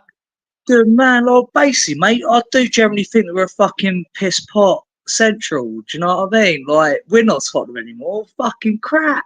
We're shit. We can't sign anyone. We can't. Guys, you could listen. We can't attract anyone. Go on. Sorry, it's the F-bombs. I'm allowed X amount of swearing, but not like every sentence. Otherwise, I'll get demonetized. Yeah. Sorry, mate. That generally is a bit of me, but I do apologise. No. Okay, so you're saying we can't get anyone. What are you referring to? Are we talking players? Are we talking managers? What are we referring to? I mean, let's actually be honest with ourselves. Like, we can't attract anyone that's half decent at our fucking club. It's an absolute piss pot shell, isn't it? When you say can't attract, again, players, manager, what are we talking about?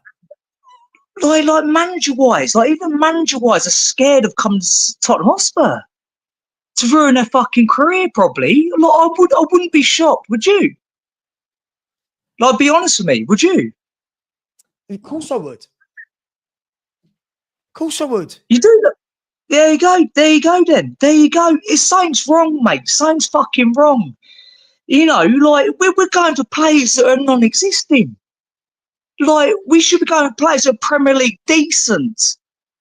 Do you know what I mean? That are showing You know what I mean? Like, Give me some example. Give me some examples, Craig, of players that you want to see us going for this window. oh mate, Just I some can examples. name you 10 right. Oh, listen, we all know you've been naming them for the last week, buddy. Like, we all know. I'm not going to bore you to death with the same fucking numbers. We all fucking know. It's a you've got drip. to- Craig, Sorry. you've got to Sorry. stop the F. Mate, it's killing me. I'm going to have to get rid of you if you do keep Yeah. the F bomb. It's Yeah. a bit too frequent. Just so you know. Yeah. Sorry. Listen, I do apologise, mate. More to the point. More to the point, mate. I mean, this has been happening for a number of years, right? I mean, let's be brutally honest. I mean, this has been a drip show for a long bloody time. For a long bloody time. And now it's all gone to pot because why? We won the UEFA Cup. I mean, geez, that was a shit show. Sorry, that was a poor showing of a UEFA Cup running. Do you know what I mean? Come on, mate. Let's be brutally honest. I mean, what are we even judging off anything here? These players are, oh my, like, I'm 35 years of age, yeah. Like, I've seen some decent players at White Hart Lane, but we've always been the same. We've never had no stability. Literally. We've never had nothing there. We've had some great players like Gaza. You've had all our works, but something's been missing for a long time. And I generally believe that. Yeah. Look, let me ask you first of all, were you Ange out? Were you Ange out or Ange don't care, or where were you at? Like, I'll be brutally honest with you, mate. I was exactly Ange out when you said you were Ange out. Do you know when that Chelsea game? Do you remember that year and a half ago?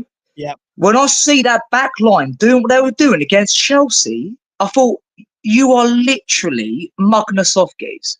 You are mugging us off as a fucking family. My family's from North London, guys. Like, are you all right? Like, you're fucking. Sorry, but Craig, mate, listen, you've got. I've got to give you one last warning. Sorry, mate. It's getting a little bit frequent now, mate. Honestly. Sorry. Please. Thank you. But yeah, and you're right. But can you understand where I'm coming from, Savva? Yeah, I get it. Look, I said, look, I didn't say Ange out on that day, but who needs to say Ange out, Sav, when we're that bad? No, it's obvious. What I'm saying is, on that Chelsea game where he did the high line, and again, I've always got it to hand.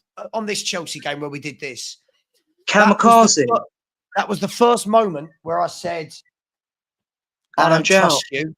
I don't trust you, mate. I don't trust you. Me too, buddy.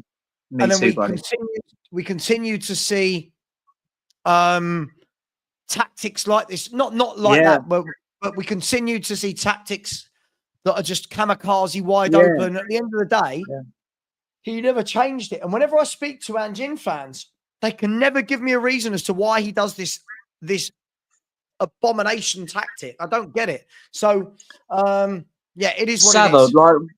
Savva, one thing I'd say on that matter is probably half a ticket. And I'll be real with you guys. And that's not being horrible, it's not being rude. Probably say half a fucking ticket of a fan. Like that like, you can't accept that. You can't accept that, mate. Like, you can't. And that's raw. When he did that, though, when he did that, it was off the back of not losing for 10 games. So I think at that time, people were like, oh, okay, I get it. He wants to stick to his guns. He wants to stick to this type of football, which is interesting because to actually win the Europa League, he completely came away from all of his philosophy and put 10 men behind the ball. So now it left me going, what is your philosophy, mate? Because your philosophy doesn't work. You've had to abandon it to win. So, look, is there anything else you wanted to say, Craig? Anything else? Well, the one thing I would want, generally, like Thomas Frank, double decent. Like, I like Thomas Frank, mate. Like, he comes across fucking like me. Like, he comes across really well. And you know he's a coach, player, manager. You know that. It's the way he comes across. You know, to speak to like players, fucking like double decent. You know that. You get that you get the vibe of it, don't you? Do you know what I mean? And also like through the back system, which he plays at Brentford. I don't know if he'll play that at Spurs. I don't know. I don't know what he'll do, to be fair. But yeah, like we need to see like a couple of attacking players at Spurs. you know, that would get my juices flowing as a real boy. Like, you know, there's nothing going forward, is there? And we always say about, go on. What I would say is there's a lot of people out there, and I've noticed that it's all of the people that wanted Ange in aren't even prepared to go and do their homework on Thomas Frank. Yeah. And if people go and do their homework on him, he is a top coach. He is very absolutely amazing. Amazing. These guys don't know who they're talking about. Absolutely amazing. The job that he's done, the funds he's been working with each year in era, mate, incredible. Incredible. Take a bow, Frank, mate. Honestly. Yeah. Respect. Top manager. Listen, Craig, thank you very much for coming on. I really appreciate you, my man. Thank you for being patient, and enjoy the rest of your Saturday night, what's left of it. You too, buddy. Go on. Cheers, mate. Take care. Bye-bye. Thank you, mate. Go on. Big up to Craig for coming on there. So who have I got next? We have got Oliver is going to be on next, followed by Carl, followed by Corey, followed by Ben. Everybody in the chat, you guys have been absolutely appalling with the likes. We've only got 208 likes. We've had a lot of people watching this stream. So far, we've had over 4,500 views on this stream and only 209 likes, which is absolutely pathetic. Please smash that button. Oliver, are you ready? You're about to come on, mate. Hope you're good. Oliver, you there? You good, Savva? How you doing, man? You well? Yeah, I can hear you. Yeah, can you hear me? Yeah. Yeah, I've got you. I can. What do you want to say, my man? Just want to say about the Frank appointment, potentially, of course, because anything can change in the next 24, 48, 72 hours. I like the manager, personally. I think he's a good attacking coach. What he's done at Brentford has done wonders, really. And, yeah, I think that's not really got much to say, because I don't really watch Brentford, I watch Tottenham. So, but from what I've seen, he's really good. So let me ask you then, Oliver, let me ask you this. Why are so many people against Thomas Frank? Is it just that his name's not Ange Postecoglou? Is it that he manages a smaller team? Why are so many against the appointment of a very good coach? I mean, like, in honest opinion, I think Ange, when going on back onto the Ange appointment before I go on to Thomas Frank, I was deeply shocked when I saw the news, but I knew it was coming.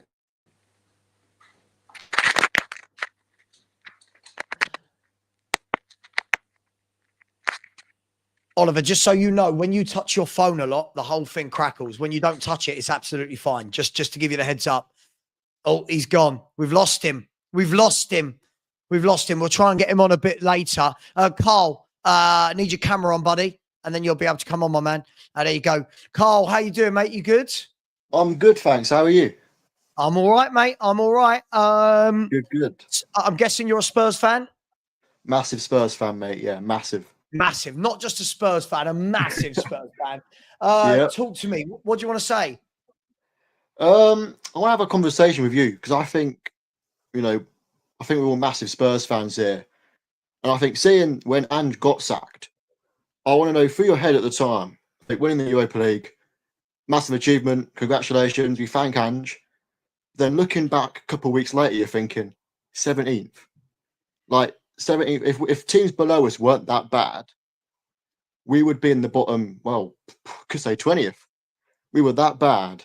So honestly, what's your thoughts and opinions on the way Levy's handled it since January? And do you think the conversations Ange and Levy had, do you think Ange knew this would be it? Yeah. Yeah. To answer your question, I was never one of these people who said, oh, I think he's had a chat with Levy in January and told him that he's going to scrap the league and just concentrate on the Europa League. That's not Daniel Levy's style. That Daniel Levy is a ruthless businessman. There is not a chance he would have gone, yeah, don't worry, lose me millions and millions of pounds on league positioning. There's no way. Yeah. What I would say is this. My theory a few months back, I think I'm nearly right with it. I don't want to be, and I told you, I think I'm nearly right with it. I said the reason he's not gone, I said I think we're having a clean sweep and a clear out in the summer. Yeah. And I think he's waiting for all of it, for Vinay to start, for Paratici to start, for a new manager, for Mason to go, the coaches to go, Donna Cullen's gone.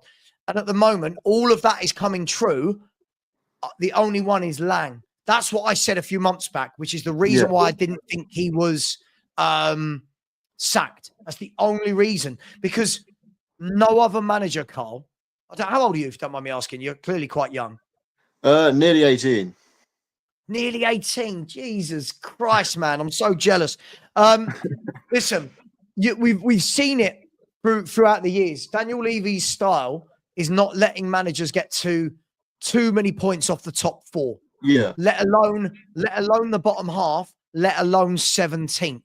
So that was the only thing that made me think, why are you keeping it? Something's happening in the summer. And now we've got to the summer. Levy's back from holiday. And in the space, Levy came back from holiday on Monday. And in 5 days, we've had directors go, coaches go, the men's and women's managers go. Yeah. So Daniel Levy and the board are not messing around, which is good to see, as long as they back that up with some good signings, right? So that was my feeling. That was my feeling. Yeah, because I think now I'm looking back at it, I'm thinking, as Levy's act, past couple of years I've been doubting him, saying, I thought, when I looked at Ange's appointment, I thought, is Ange really the right man at the right time? Like when they went for world-class coaches, Conte and then Mourinho, it failed. But then looking back, I thought angepostecoglou, treble in Celtic, is that really good enough for the Premier League? We gave him a season, 5th place, and he did okay in the Carabao Cup, but apart from that, didn't really do anything. And then, this season, won the Europa League, well done. And now we're 17th. For Thomas Frank, if Thomas Frank comes in, the first question I'm going to be, needs to be asked is literally, you've got to set the mindset now, and you've got to set the standards to not finish lower than 10th place. You had a bad season this season. Next season, you've got to think 10th place, Champions League. His first competitive game will be a Super Cup final. Mm-hmm. Like, that's pressure in itself. But what do you think Thomas Frank will bring to the club? Coaching. It's my favourite word that I've said. It's the one thing that Ange Postecoglou is absolutely dreadful at. Coaching. Yeah. There's managers and there's coaches. And unfortunately, we've got a lot of younger players that need developing. We've got a lot of younger players that need a manager that knows how to give them the tools to be a success in their career. And with young players, they need a position. They need to be in a stable environment, in a good setup. And that is what they've completely not got at Spurs. What they've got at Spurs is a complete gung-ho approach to football. So you see it, let's use Bergvall, for example. Right? Bergvall's a very talented young footballer. Right? You can see it, he's got the talent. I don't think anyone can deny that. But right now, I'm sitting there going, what is Bergvall? Is Bergvall an 8? Is he a 6? Is he a 10? Is he just a box-to-box mid? What I need to see is him being given a position and coached. Yeah? I don't see him being coached. I don't think any of them have been coached. So for me, that is the biggest thing. As I said, I've watched loads of videos over the last few days. About Thomas Frank, his coaching style, coaching masterclasses, pre-season. Craig, do you know you've come back in again, mate? I can't hear. I don't know what I don't. Craig, you do know you got 4 or 5 people in front of you, mate. If you want to come back on. Carl. So for me, coaching and somebody that can develop players. And Ange, for me, I don't think any of them have developed under him. I don't think any of them have. Only my opinion. Yeah, I mean, I watched the earlier. I watched the when Frank was in Sporting Lisbon doing pre-season. And I was watching that video and I was thinking to myself, the way that Frank reacts to things in training, like the little detail he was telling in Bremer in the training session, go a bit more closer, go a bit more in, take him on. I think that's the sort of coaching that you look at Archie Gray, Bergvall, and Johnson. I think Frank even wanted Johnson at Brentford. So I think Frank can see something in the younger players and think, right, yeah, this is the team I want now. I've got, I can have Gray, Bergvall, Bentancur in my midfield. And then I'd be saying to Levy, yeah, Bissouma can go. I don't need him. And then I'd be saying to Solanke, look, you've got a front three here, you've got Johnson. I'd sell Son as well. I think Son, it's time to go. Yeah, agreed. And he's left. Romero, if he wants to go, let him go. Same for any player. Let him go. And then I'll be saying to Levy now, you've just sold them big players. I'm going to need big players of my own it. And I'd let that down to Frank. And I'd literally say to Levy, yeah, here's what I want to do. Here's the players I want. You've got to get these in. Otherwise, we ain't going to do anything that you want us to do this season. So it sort of backfires to Levy as well as Frank. And I think that could be the approach that we'd need to take going forwards. Listen, I agree with you. I keep seeing people say things like, oh, well done, Savva, you've got him sacked. What if Romero goes? All right, what if Romero goes? All right, this guy's absolutely awful in the league. He's done brilliant in the Europa League and he's never fit. Yeah. Why am I meant to be upset by players who are never fit leaving my football club? I feel like we've become very soft. We've become very soft. But Carl, is there anything else you want to say before I get the next person on? No, that was it. I just wanted to know what your thoughts were about Frank potentially coming in, and what do you think it'll be a good appointment? Yeah, I'm a big fan. I'm a big fan of Thomas Frank. Look, when I watch the videos of him coaching, properly coaching, not standing there, properly coaching, he's on the sidelines, on the training pitch, talking to his players, going, right, what did we do there? Right, how about we do this? Move it quickly, do it. Like, his encouragement, he seems like the players really like him. He's likable in the press. I've never seen Thomas Frank in a media interview and I've gone, oh, I hate that bloke's attitude. I don't think he's going to be having a go at the fans. I don't think he's going to be giving it all of this, right? And I don't think he's going to waffle. He just waffles so much. He says so many contradictory things. Yeah. I don't believe anything he says. And then what fans do is they latch on to, well, he said he'd win in his second season. All right, what about all the other things he said that he didn't get right? What about, do you know what I mean? So, it's like my wife, she'll go, I told you that. What about all the other things you didn't tell me? Do you know what I mean? But look, Carl, thank you very much. Appreciate that. And thank you. Listen, you're only 17. You've got many years to come of this pain. Many years to come of this pain. I can't wait. Listen, dude, enjoy the rest of your evening, and I'll speak to you soon. Thank you. Thank you. Bye-bye. You too. Thanks, bye. Right. I'm going to bring Corey up. Craig, you said you've got one quick thing to say. What is it you wanted to say? Hello, mate. Am I live? You're live, yeah. What was the one quick thing? Really quickly. Yeah, so basically, mate, like to what Stell was going on to last night, I think it was absolutely bang on, mate. I haven't seen what Stell said. I haven't seen what he said at all. Okay, mate. So basically, he done a one show last night on Tottenham away. And it was absolutely, he didn't let anyone else on. The whole platform, he went fuck off. Sorry, he went no to. Craig, one more, I'm kicking you. Come on, dude. Come on, man. Sorry. Yeah, so basically Stell went no to. And I thought everything he said was absolutely bang on with pure passion.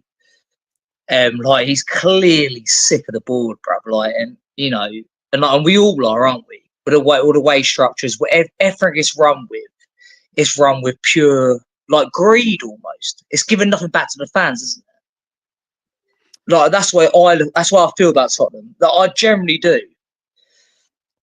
Yeah, look, I've not seen it. I've not watched any content today, to be honest, with other YouTubers. I've heard that he gave a passionate speech, and look, Stell's a very passionate season ticket holder, so he's got every right. Yeah. He's got every right to say what he believes is truth is. And look, I think the thing is, look, we all want what's best for the club, and we all think there's a different way of doing it. So I'm sure I probably would have agreed with a lot of what Stell said, but I will watch it later. But listen, he's a very passionate guy, and and he knows his football, and he's passionate. So I'm guessing it was a very good rant, so to speak. Yeah. To be fair, mate, it's absolutely amazing. And I thought the guy smashed it out of literally smashed it out of the water. Like he said everything that was real about this football club at this moment of time. And unfortunately, we get you call it flip flop fans. I don't really call it that. I call it decision making at the right times. It's about your thought process, isn't it? And that's what that flip flop is about. It's your thought process, right? Yeah, listen. So, there's nothing wrong as a human being with changing your opinion. Look, I don't really want to be on here talking about other YouTubers, but Stell's a friend of mine. I disagree with him on a lot of things. We agree on a lot of other things. But listen, he wants what's best for the football club, and he tells his truth. And I commend anybody for that. It doesn't mean I have to agree with 100% what anyone else says, but I'm not in the business of telling other YouTubers what they are allowed to say. I don't believe any. I hate it myself, Craig, when YouTubers say to me, "Oh, Savva's this, Savva's that," because of his opinion. I think it's all a bit silly. But listen, Craig, I really do need to get the others on now, so I'm going to let you go. But thank you for coming back on, and I'll pass on your kind message to Stell when I speak to him. Go. All right, mate. Oh, I've lost you, Craig. So I've lost you.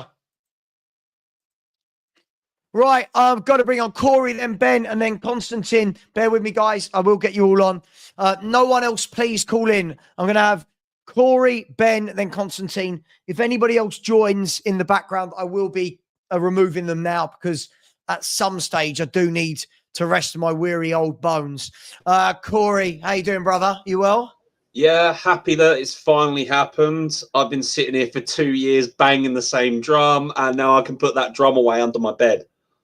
I'm moved on from him. It's like breaking up with an ex, man. I'm done with Ange. Thanks for the 2 years, mate. See you later. The link to Thomas Frank, love the guy. Plays some really attractive football, but it's just bookies odds at the moment to say he's the favourite. But then it's to stir the pot to see who's going to come. Whoever comes in needs to sort out our system, our philosophy, everything. Those trigger words again: system, philosophy, tactics. I have said a lot of weird crap over the 2 years I've been coming on talking, and some of it's been truthful, some of it hasn't. I've argued with people. I've had people say some hideous things about my little boy and myself. So to those people, bye. I've been sitting here with a smile on my face, and I called it 2 years ago. The manager isn't fit for purpose. And that was right. He won us a trophy, so what? Emotions don't outweigh facts. The facts are he played some terrible football, doesn't understand tactics, and didn't coach the players for 2 years. Come on, people. 17th in the league. That isn't Tottenham. Look, what I will give you credit for, Corey, is you were one of the first person who said to me before he even joined, like, I don't want this guy, done my homework, don't want him, can't coach, all this kind of stuff. So credit for that. Some others like me, it took me a little bit longer, and then I realized, yeah, you really can't coach. Listen, I think we can praise him for winning the trophy. I think that's the right thing to do. I think he will forever be in Spurs history. Oh, yeah, don't get me wrong. That is a great thank you. You've won us a trophy. Nice. But the shine of the win has been taken off it. What he said about we binned off the league to try and win this, it took the shine off of winning it for me for some reason. The league position does matter. So. Look, I think the key thing for me is it's okay to say, thank you, you won the trophy. But I think deep down, even a lot of the Ange people will tell you that deep down they know tactically he's not good enough. You can't lose 22 games in a season. You can't lose 34 games in 66. We're not a newly promoted team, Corey. No, we're not. If we look at the Premier League table, Leicester City lost 25 and Ipswich lost 24. How are we losing 2 less games than Ipswich Town, who came up 2 seasons in a row from League One? Exactly. So I think deep down, I think a lot of people know that he's not good enough tactically, but they've backed him. They've died on the sword for him, right? They're willing to die on the hill for Ange. I commend that. But at the end of the day, as I've said, Daniel Levy won't put up with it. And all these people going, but he will. Daniel Levy was never going to put up with that. Oh, no. And he hasn't. You saw it. He hasn't. It's cost him, what, close to £38 million in league position alone.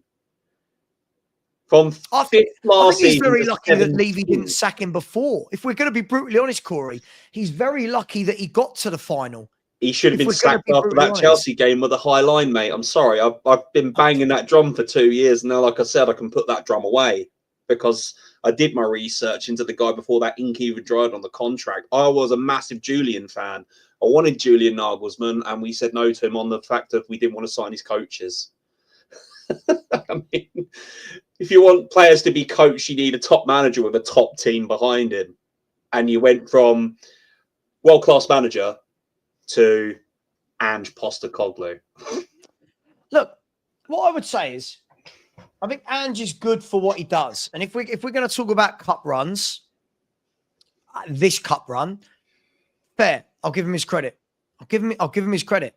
I don't think take my feelings away. Take your feelings away. He will forever be in our history. But the bigger picture is, there is no plan with this guy moving forward. There's no tactics. You can get away with what he did against Man United because Man United are awful. You can get away with it against Frankfurt because Frankfurt fell off a cliff after Marmoush left. But moving forward, if people really want to be a good team, you've got to have somebody with tactical nous. You've got to have somebody. Like 2 years, this guy has not worked out for 2 years about not inverting both players at the same time in fullbacks. Corey, at no point has the penny dropped with him in the league not to do it. Exactly. And then you're exposing his two so-called world-class centre-backs in Van der Ven and Romero going, what the hell is going on here? We have no one to help us. And he got players trying to sprint back. Then we go and sign players like Tapin Johnson and one good season, Solanke. Oh, I mean, all right, credit to Johnson. Thank you. 18 goals. Not good enough. He knows when to get into the box and score, but he doesn't take on a man. He doesn't track Corey, back. Levels. I know there's levels. Levels, right? Listen, Brennan Johnson.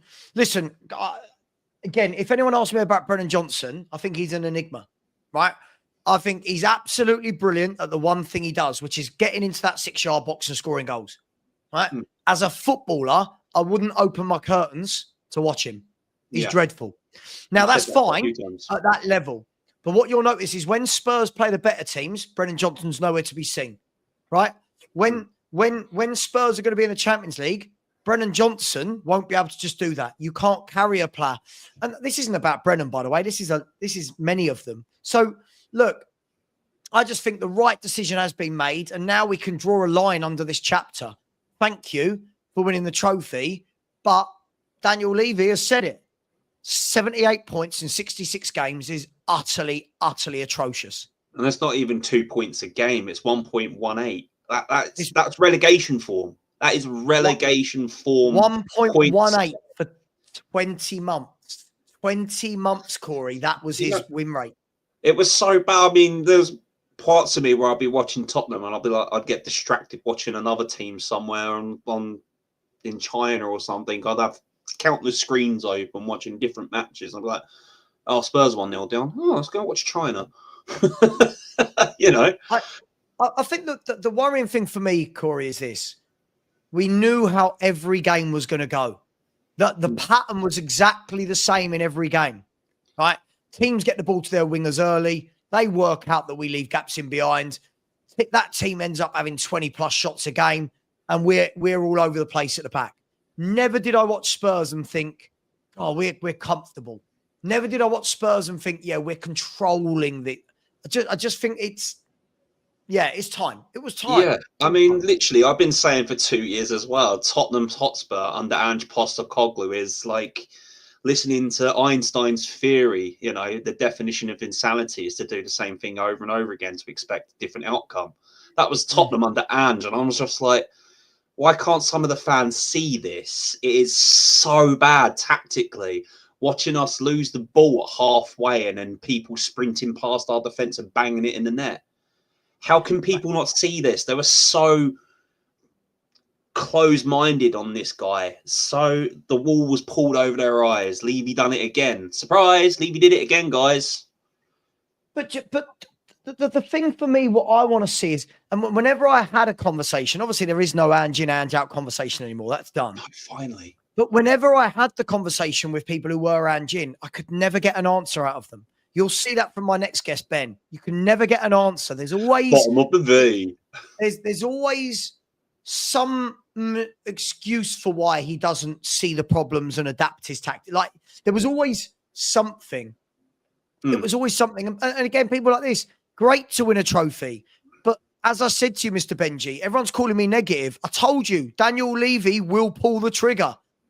And all of you look at, no, we won a trophy. He won't. Yes, he will. We're 17th, 22 defeats. Come on, I've seen this man sack people half time at Getafe. You can win a trophy all you like. If you are 22 defeats and 17th in the league, it tells you. Yeah? It's doing that. Alex, mate, you're starting to be an idiot lately. Savva, will you do more nuanced call-in shows? Encouraging people to jump in for a debate and just unanimous agreement. Alex, when did you turn into a dick? I'm going to call you out for this. You keep doing this. Jump on yourself, big man. Jump on yourself. I can't control who calls in. What do you mean, more nuanced call-in shows? More nuanced... if everybody agreed to the same thing all the time, this world would be such a boring place to live. Football is the most simplistic sport in the world to understand. Tactics, coaching, and a good manager equals success. But he is getting weird though, Corey. Like, I can't control who calls in. Ben was coming on next. He was Ange in, right? He's coming on. I'm letting him on. I can't control. When he's saying it's just absolutely madness. It's infuriating when some fans. Oh, shut up, Alex! You're being a dick. I'm putting Alex in a timeout. He's being an absolute dick. So I've only put him in a timeout. I'm sorry, Alex. I'm sorry. You've done it on my show earlier. You keep being a dick in my chat, right? Literally, my show says, doesn't it, in the chat? My show says, call in, lovers, haters, Ange in, Ange out, Levy in, Levy out, debate me, right? And then he says, oh, encourage people to debate you. What can I can't force Corey to have a different opinion to what he's got. Seeing as I think pretty similar to Savva, I want better for my club. I've had 2 years of dross and regression in my team that I have passionately supported for 40 years. I was Spurs when I fell out the womb. I already had the shirt on my back with my granddad, you know. I didn't even get a chance to get out of that hospital without a Spurs shirt on my back, you know. Spurs. That's all I've known. Spurs. As a kid, I may live in Brighton, but I am such a staunch Tottenham supporter. It's unreal. I've been to protests. I've been on phone calls. I talk to Savva daily. I talk to Stell daily. I talk to everybody that does this daily outside of YouTube. These people are some of the nicest people you can talk to outside of this so-called Tottenham sphere. I mean, this guy here, Brian Daigle, Ben Kaufman, quite a lot of the guys. I was on my knees 3 years ago. 5 guys stepped up, and I'm still standing now because of 5 guys. And one of them is I'm sitting here talking to him now. And you attack this guy. You attack me. Someone said some quite heinous things about my son. I don't know for a fact if anyone ever said that in the real world to my face, you wouldn't, because you know these heinous attacks have to stop. This is a football debate. Bring football. Attack the debate, not the person.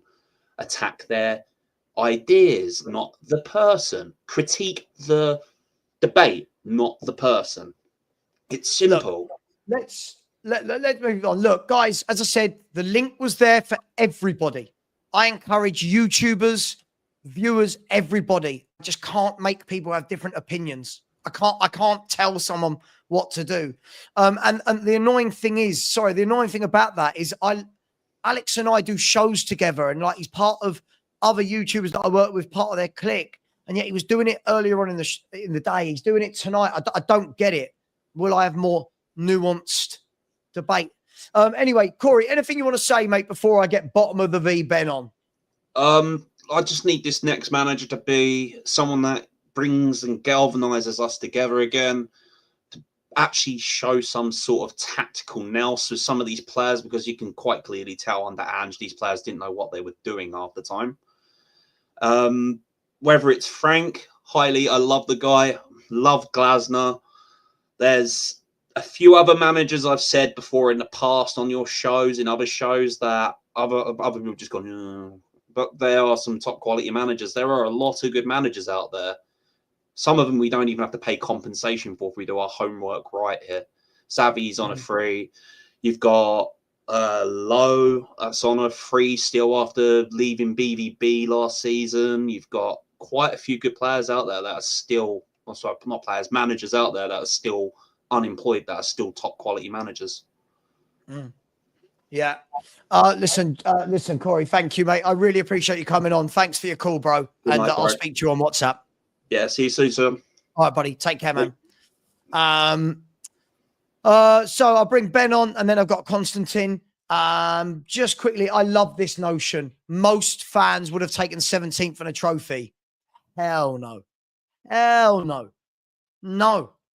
Absolutely not. Not me. Not me. I'm not doing that. Sorry. We're not a small team. Shouldn't be talking like that. Big up. Where was it? I saw another comment I thought was quite funny. Dixon Sider said, this is the guy who said Ange out after the final whistle. We won a European trophy, didn't even celebrate. I love this. Everyone keeps telling everybody else how they're celebrating or not. How do you know who celebrated and who didn't? How do you know? Crazy times. As I said, Alex, if you want to join in, feel free to come on, but you can see that you're nowhere to be seen now. Big up to Ben. Ben. Your guy has left the building. Can you hear me?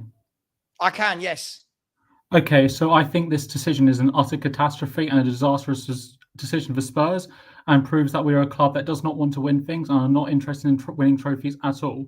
I quite frankly think that basically this decision is going to bite us in the arse, when basically the next club that Ange signs, he is going to win in his second season, or maybe even win in his first season like he does in Celtic, while we continue in mediocrity and winning no trophies. It is an utter disgrace that we have sacked him. Basically, the manager that has brought us our first European trophy in 41 years, our first trophy in 17 years, and our most successful season, in my opinion, since 1991, is being sacked. The players were still backing him. Porro, he is a winner. He won at previous clubs. He backs Ange. Romero, he's a winner. He won so much stuff with Argentina.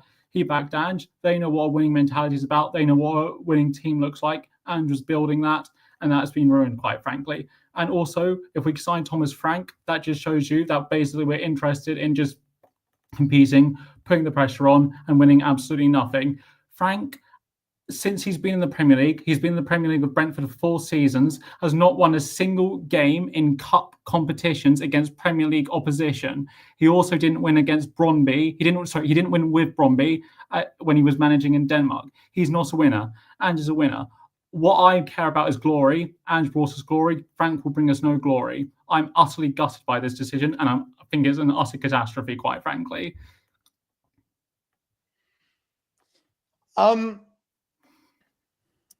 You're hurting. I get it. This is your guy. This is the guy that you backed. You backed the wrong horse. The problem you've got, Ben, and this is the problem I have with your statement. You've said a lot of definitive things there with no proof.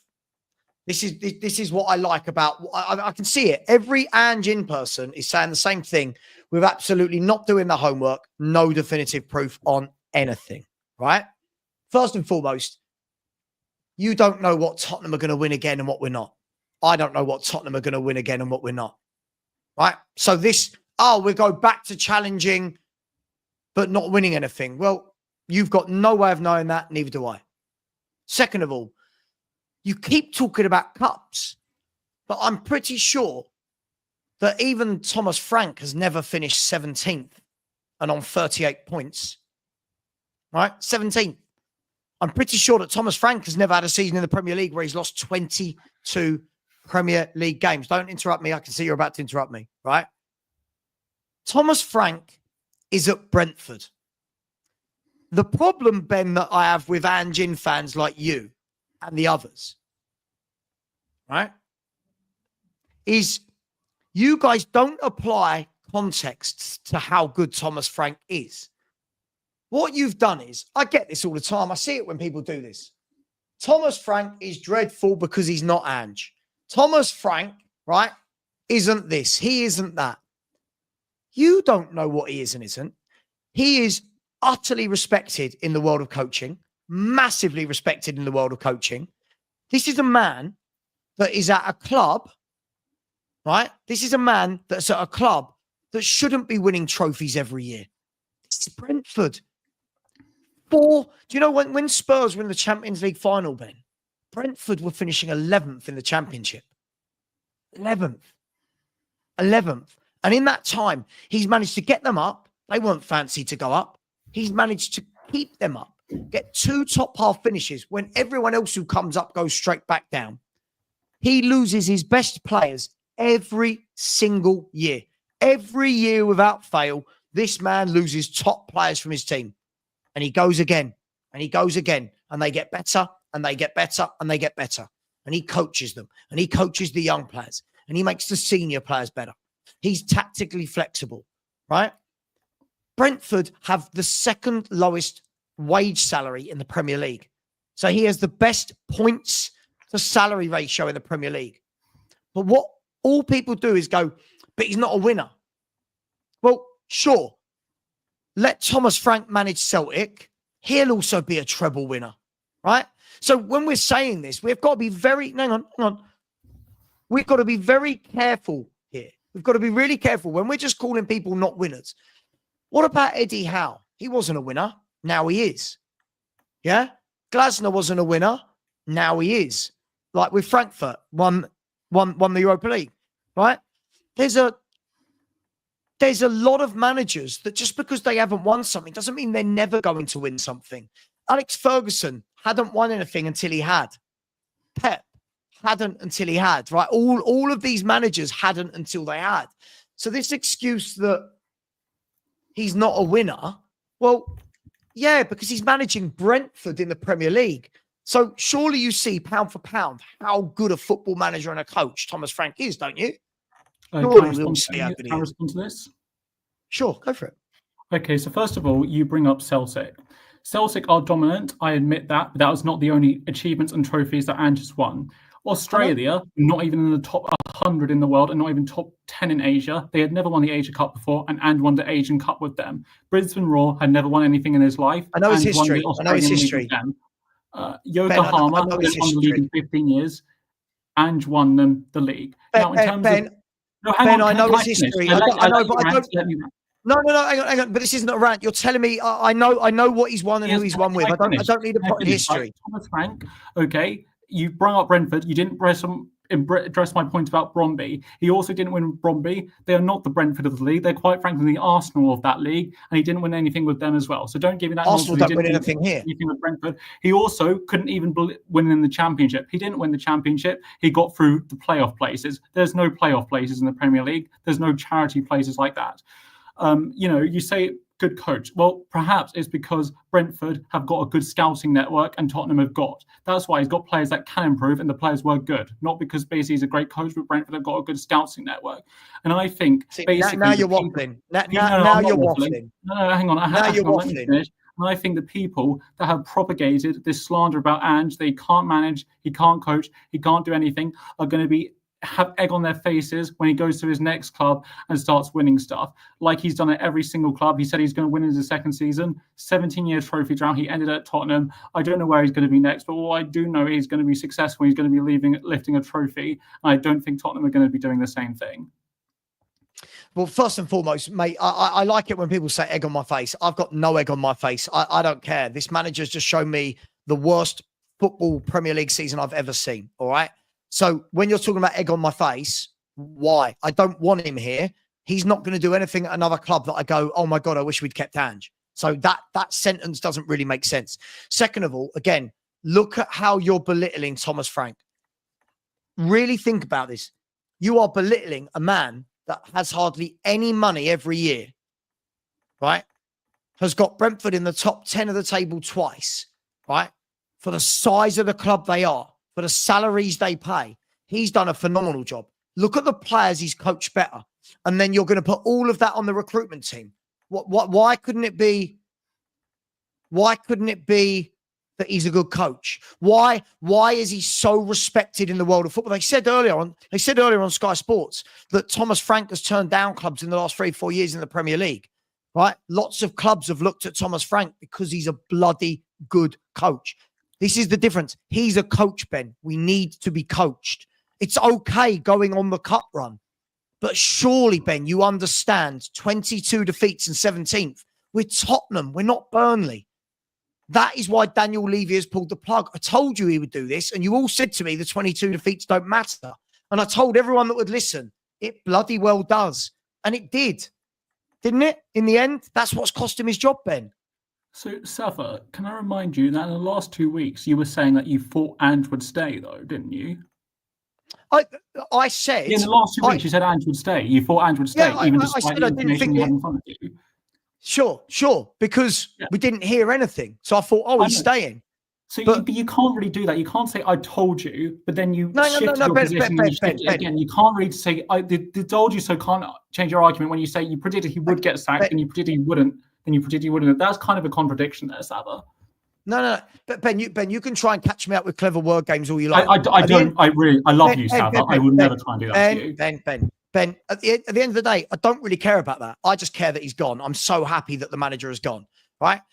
I am embarrassed when I watch Tottenham week in, week out. I've never felt as embarrassed every game.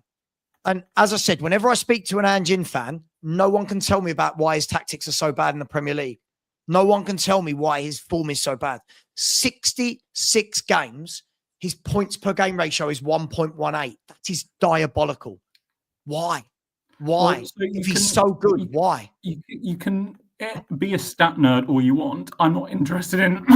I don't need to be a stat nerd. It's facts. I'm interested in trophies. I want my club to win trophies. Ange understood what the fan base wanted, and he knew that they wanted to win trophies. And what did he do? He delivered us a trophy. He also delivered us European football in his first season. He came fifth in his first season and delivered us Europa League. He then delivered us Champions League football and a trophy next season. Quite frankly, that is a successful 2 years as far as I'm concerned. Now, and the worst ever Premier League season we've ever had. Well, okay. Well, quite frankly, Savva, let's be honest here. We've not won. Ange wasn't even born the last time we won the league. Now, you bring up Burnley. They only won. They last won the league in 1960. We won the last league in 1961. We're not that different. Tottenham have always been a pathetic league team. Sorry. We're not that different from Burnley. Yes, in terms of our league success. Ben, if you're going to be in, don't waffle. If you're going to be in, no, I'm not waffling. I'm not waffling because the last time we're not that different from Burnley. I explain because the last time we won the league was 1961. The last time Burnley won the league was 1960. We have never been good in the league. We've always been a cup team. We've never been good in the league. We've never been. The last time we won the league was 1961. We've been pathetic. Now, let me give you another fact. You don't know the history of this club, do you? No, I do know that, and I'll give you another historical. You don't know the history. What you're saying isn't true. I'll give you another historical fact. In the Premier League era, Savva, we have never been top half. We've never been top half and won a trophy in the Premier League era. We were not top half in 1999 when we won the League I know our history, Ben. We were never top Ben, half. I know the history better than you. When we won the League Cup, and we're not top half Stop with these now. bloody lessons. You say, why can't we do both? We've never been able to do both. Hang on. Whoa. Hang on. When did I say what? Whoa. See, again, Ben, you're doing that thing. Right? You're doing that thing, Ben. Why can't we do both? Right? I just don't think we should be 17th, Ben. If you are turning around and saying to me, right, God, we had a bad season, we finished 10th, but we won the Europa League, you can go, all right, 22 defeats and 17th. I told you, Daniel Levy, don't put up with this. No club puts up with 22 defeats and 17th, Ben. You know that. Now, first of all, let's educate you on a few things that you seem to have very, very wrong. First of all, never, ever compare us to Burnley. It's utterly embarrassing and it's laughable, right? Secondly, if you're going to turn around and say, yeah, we've never been good in the league since 1961. No, what you mean to say, I'll correct your grammar. Yeah, I'll correct your sentences. We've not won the league since 1961. That doesn't mean we've not been good in the league in 1961. In the last 20 years, we finished in the top 6 or top 5 or 6, 16 of those 20 seasons, right? So no, it's not we've never been good in the league. That's complete and utterly made up. That is made up, right? So if you're going to come on, don't compare us to Burnley. Don't say that we've never been good in the league since 1961. That is utterly not true, right? Secondly, if you're going to win a trophy, great.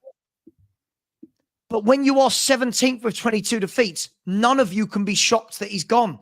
You can't tell me you're shocked that when you've done that, that a chairman is not going to pull the plug. Surely.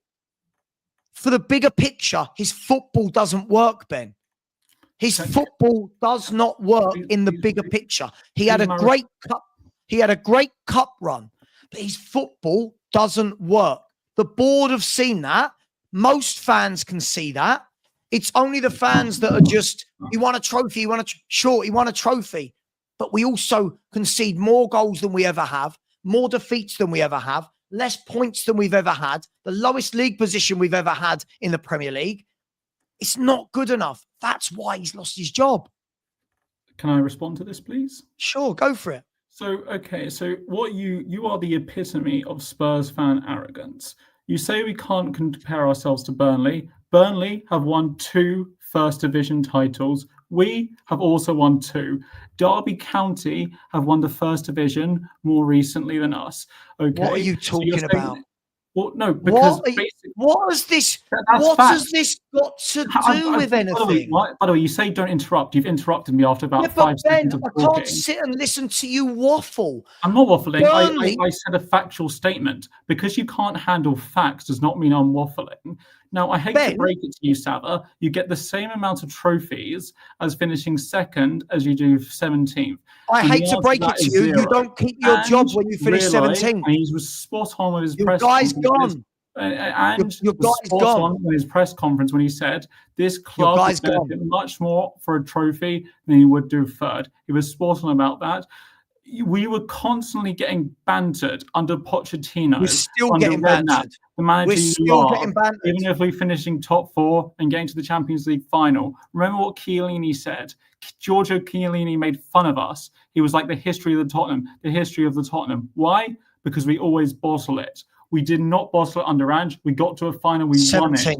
And also, that was not the only good cup run we had, because we also got to a semi-final of the League Cup. You always admit to answer that. We were very good in the cups, and we were very good in the league last year when basically we needed European football, and Ange gave us European football. Both seasons, Ange has done his remit, and I think both seasons, objectively, he's been a success at Tottenham Hotspur. Sure. And sacking him was why has he lost his job? Why has he lost his job? Because Levy's an idiot. Levy, for as much as I agree on that statement that Levy is an idiot, this one he got right. Look, first of all, let me say this, right?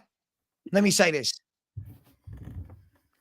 If you are going to, by the way, whoever keeps trying to come into the back stream with a name that says Savva Peg Stelios, I'm not going to let you on. Yeah, Ben, it's not funny. It's really childish, but cool, right? Ben, I'll tell you what frustrates me about you.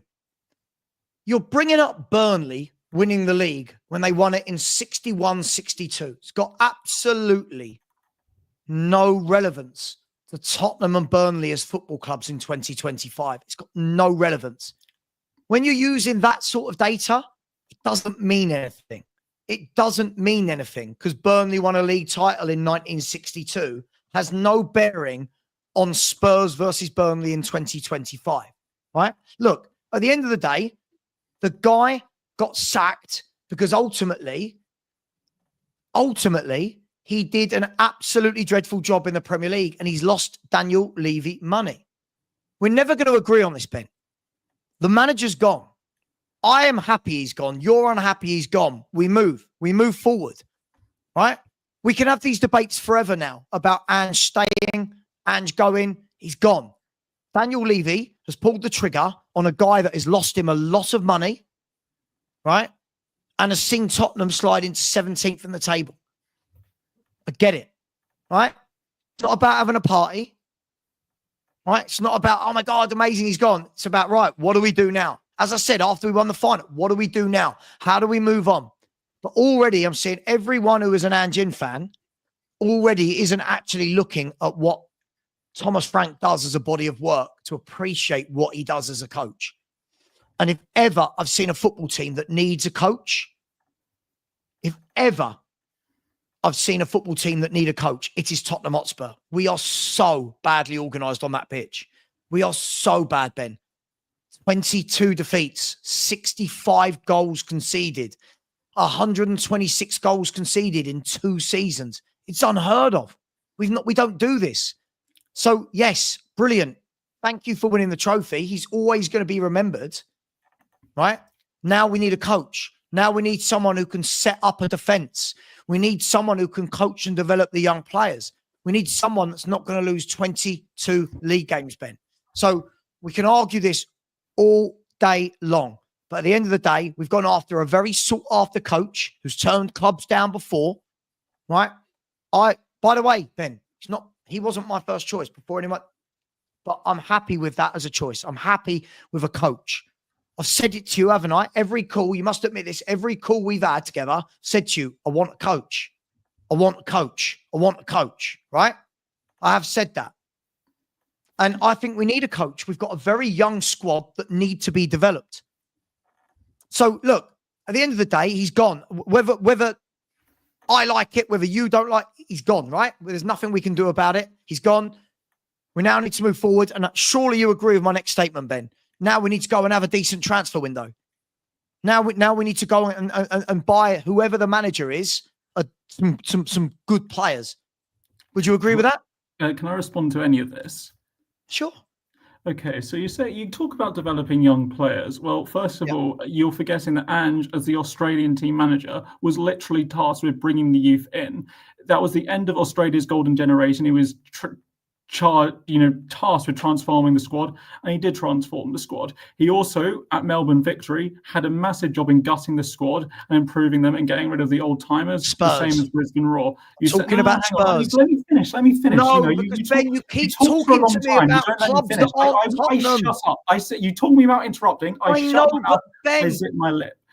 Ben, you're talking. I'm talking about Spurs. You're talking about Australia. I don't care about Australia. Spurs, why do players like Bergvall, Archie Gray, young players who we need to develop, back him so much? I have never seen in my history of Tottenham Hotspur such support from a manager that's outgoing, not just beforehand and just afterhand. Why is that? Because Ange did have a support of the players, and that's important. And so when every nonsensical comparison with Ten Hag didn't have the support of his players like Ange did, right? Thomas Frank has got a big task on his hand because the players are going to be gutted that basically Ange has gone. Thomas Frank, I don't know where he's been good. And that's the scary thing is, because I think the body of evidence shows that he's not going to win a trophy at Spurs. That's the body of evidence of Thomas Frank. But you've got nothing to body of base that on. evidence shows that he will win a trophy at the next season and will probably win a trophy in at least his 3rd or 4th season at You've Spurs. got nothing to base that on. No, I base it on the fact that Ange has consistently won trophies and Thomas Frank has consistently hasn't.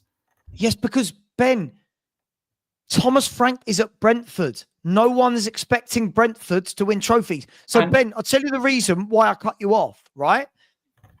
When you are talking to me about what he did with youngsters at Australia, I'm going to tell you the same thing as every phone call. I don't support Celtic or Australia or Brisbane Raw, or I don't support these clubs. I'm talking about Tottenham. I am a Tottenham fan, right? I don't care what he has done at those clubs. I care about what he did at this club. And for me, I just find it embarrassing watching us every weekend. We get ripped open every game and he doesn't change it.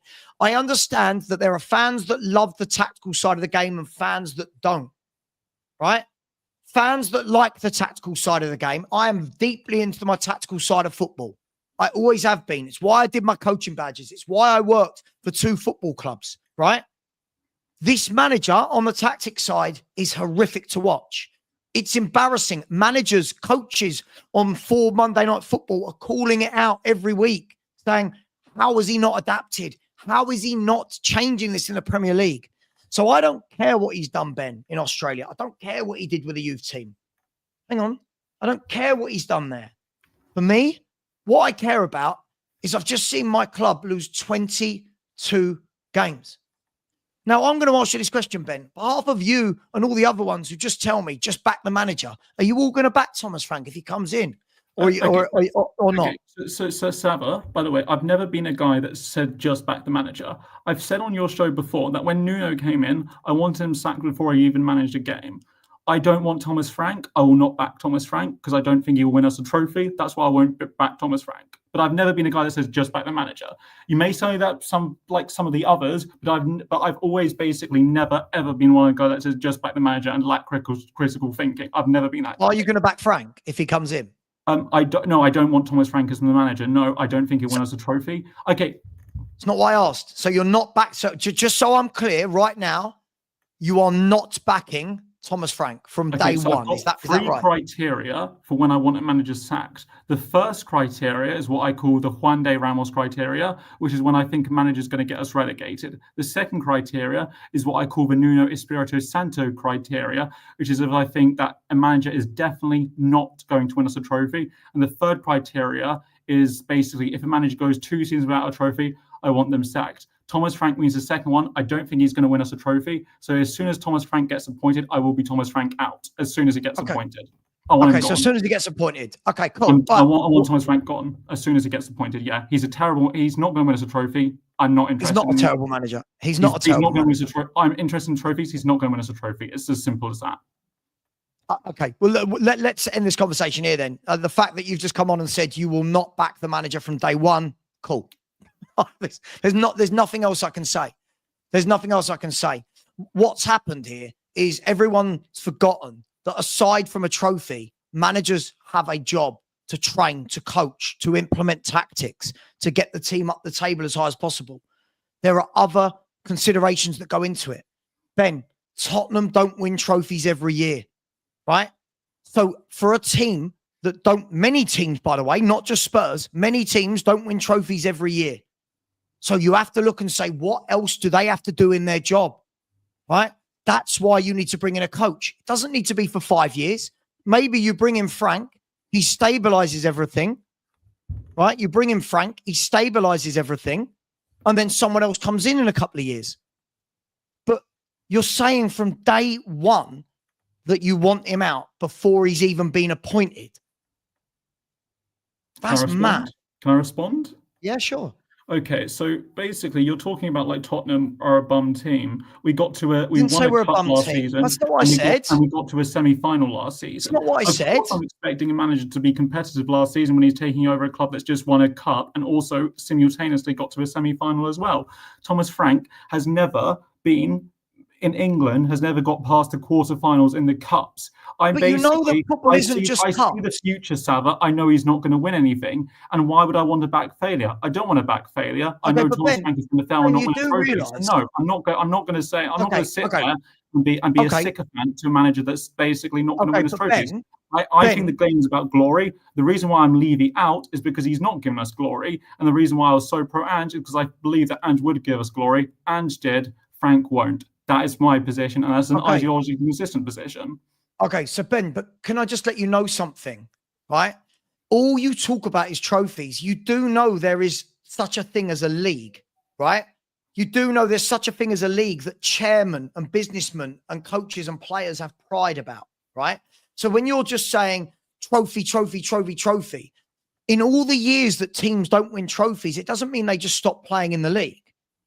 He's got to coach in the league as well. So first of all, if again, we don't know it definitely is Thomas Frank, all signs are pointing that way. If Thomas Frank comes in You're saying he's coming in from a position of strength. He's coming in for a team that's 17th in the Premier League. He's got to pick that lot up and get them flying up the table, mate. He's got to implement us. Whoever comes in has got to get that team. No, Ben, you don't put your hand up. We're not school, right? Right? We're 17th, Ben. This manager whoever comes in has not got an easy job because they are going into a tougher competition than what Ange has just had. We are 17th in the league, which is as low as you get without getting relegated. So at the end of the day, if you're not going to back him from day one, at least give him a chance for the first 3 months and see what he does. Like that's utter madness, Ben. You're saying you 100% know he won't win you a trophy. That's ridiculous. That's utterly ridiculous. Right? Do you know what I heard? Do you know what you sound like? Right? You sound like all the Newcastle fans when they signed Eddie Howe. This man's never won anything. And I remember saying, Eddie Howe is a top coach. Look at the job he's done. Look at his body of work. Top football coach.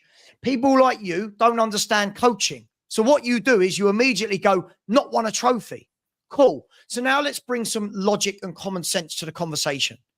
Thomas Frank has been at Brentford, right? In that time at Brentford, Ben, he's had 265 million across 7 years. That's an average of 35 million pounds per year. And he's had a 10 million net spend per year. He's got the second lowest salary in the Premier League and has got them 2 top 10 finishes in the last 3 seasons. They've got no business being anywhere near the top half of the table. He does a bloody brilliant job coaching. Don't put your hand up, Ben. All right?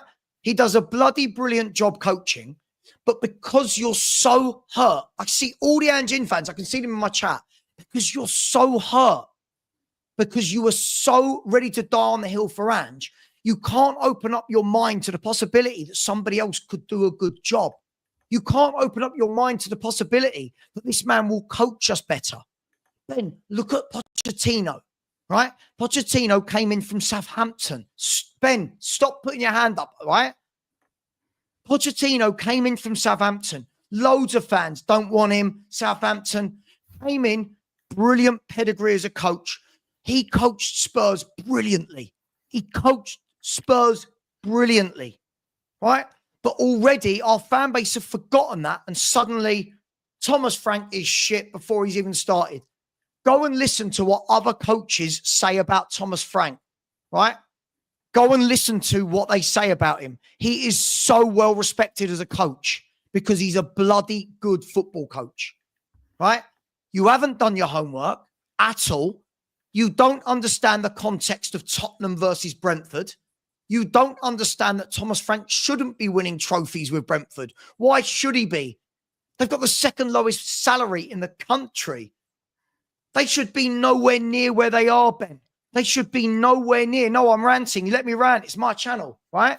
They should be nowhere near it, Ben. But people like you, I'm seeing the things he's being called in the chat. It is unbelievable, right? You guys don't understand the difference between a manager and a coach. This guy is a coach. Give him time. He will make people better. It might not be in 1 game, 5 games, 10 games, but over time, he has consistently shown that he will improve footballers. He will make them better. Ben, if you put your hand up again, I'm just going to cut you off, get you off the show. Stop it.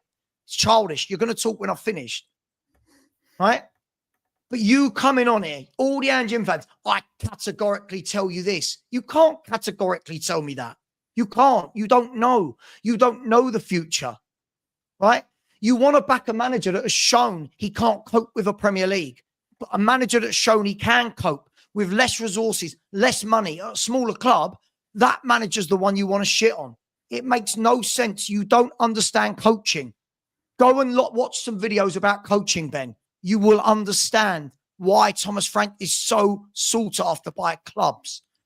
Now I've finished. Okay, so first of all, you compare Eddie Howe to Thomas Frank. Well, in the championship, Eddie Howe won the championship. He got a championship title. Thomas Frank didn't. So that is basically your first lie again, that basically you're comparing the two. Eddie Howe did win a trophy.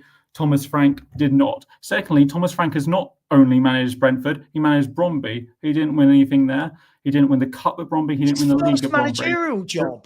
So okay, well, Ange has won anywhere he's been. So that's basically the difference again. You know, you never addressed the Bromby point that Frank didn't win at Bromby. That tells me he's just not, he cannot win trophies. Now, what I'm very sick of is you constantly playing the credential game, because you always bang on, oh, I work for 2 Premier League clubs. Oh, you've not done your homework about coaching. You don't know anything about coaching. That's true. I admit, in terms of football, I'm a casual. But the fact of the matter is, Ange Postecoglou basically has forgotten more about coaching than you will ever know, my friend. Okay, you're perfectly happy to criticize Ange Postecoglou. So please stop playing the credentials game, Savva. Okay, Ange Postecoglou would murder you in a football conversation and murder you in a football debate. He could murder me in a football conversation, but yet can't understand to stop inverting fullbacks and the need for a DM and stop playing a high line. Have you followed Ange Postecoglou's career? Have you not realised? No, because I'm not pathetic like you. No. Have you not realised that basically when he was Australian manager, he went free at the back to qualify for them to the World Cup, and he had a very impressive performance against Honduras to beat them 3-1.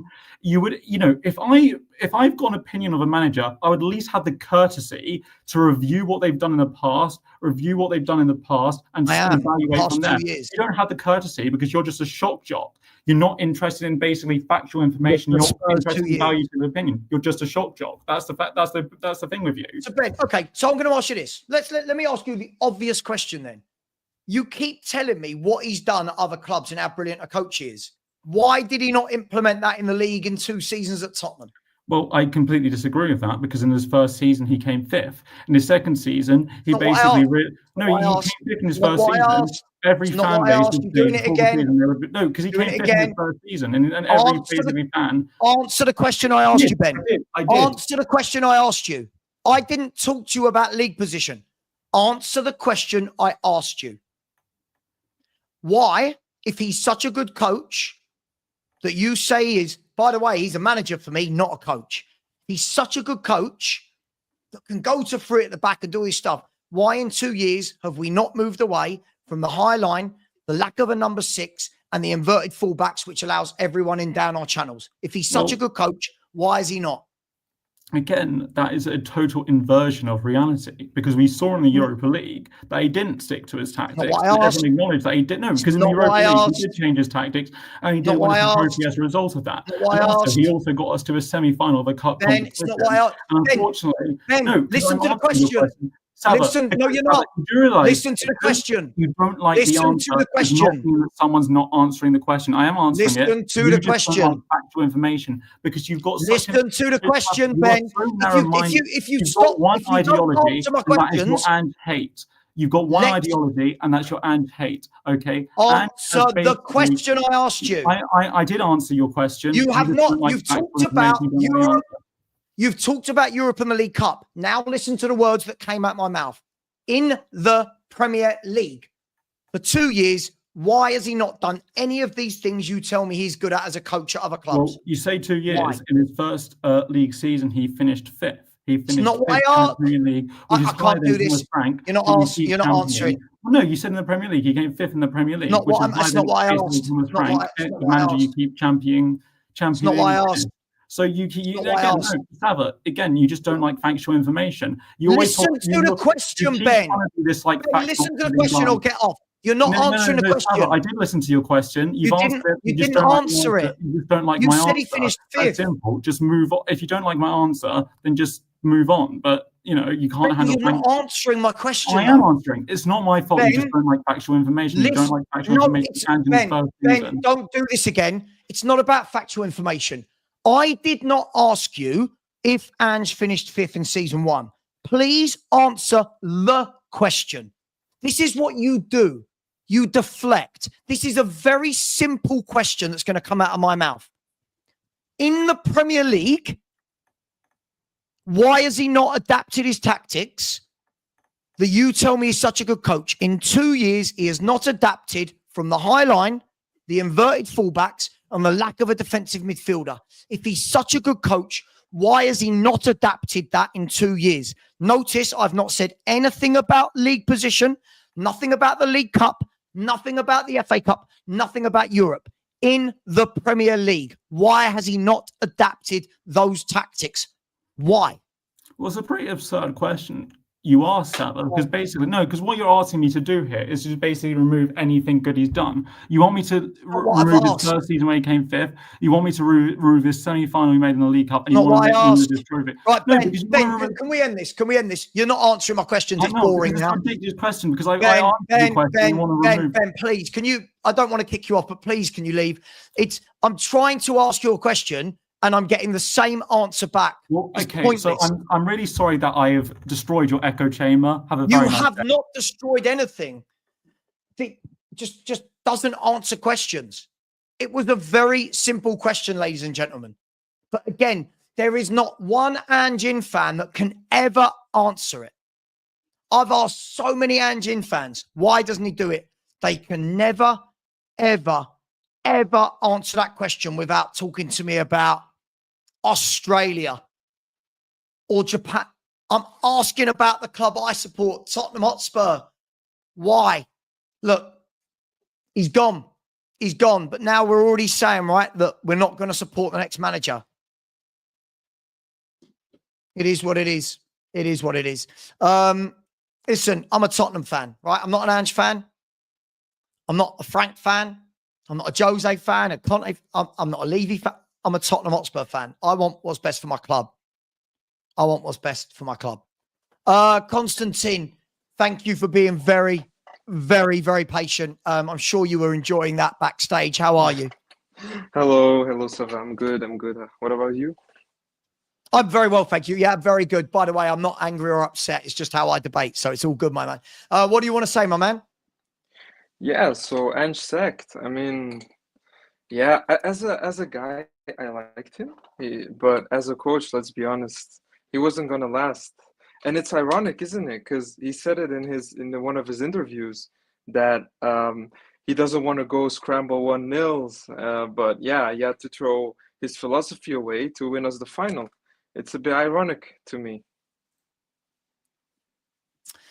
Yeah, look, I mean, it's difficult because there's a lot of, as I said, the Ange fans, they do not like what's happened. But as I've always said, Constantine, I can't see a future with this guy. I can't see that any chairman of a football club is going to sit back and watch their team do this badly in the league. I just didn't think it was going to last. Were you Ange out or kind of Ange? It doesn't have to be Ange in or out. Were you just maybe just down the middle? Didn't really care. What was your stance up until the end of the season? I have to admit that I was Ange in for a long period of time.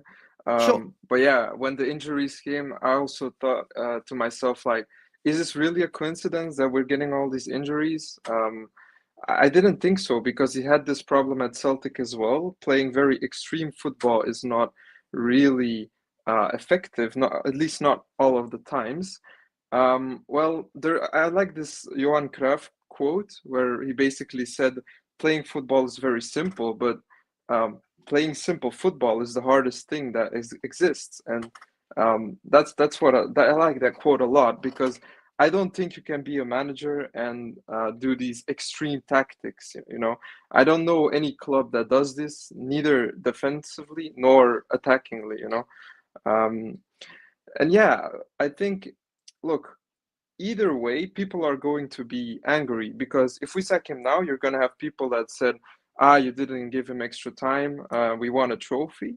And if we go in our first 5 games, in our first 5 Premier League games next season, and we lose them all, like we lose our first 5 games, people would have said, yeah, we should have sacked him earlier in July and not given him the preseason and had a new manager who had a preseason. You know, so either way, people are gonna be upset.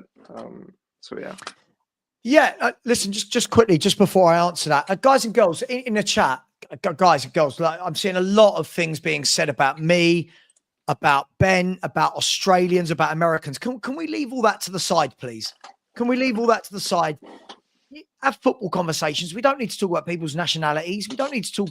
Not everything needs to be, oh, I liked his point, so the other guy's an idiot. Come on, can we just calm it down a little bit, please? Look, from my point of view, I think you're right. I think they had to either say yes or no. I don't think it could have been, let's wait and see for 5 to 10 games the next season, right? I think that's a very dangerous game to play. I think it's very, very, very difficult to say, right, let's give a manager the transfer budget, then 10 games, and then say, right, let's sack him. Next manager comes in. All of a sudden, that manager's saying, well, hang on, I haven't had any money. The players that manager bought, I didn't want. You've seen it at Man United. We've seen it at Man United this year when they stuck with Ten Hag just to sack him. And it kind of derailed their complete season.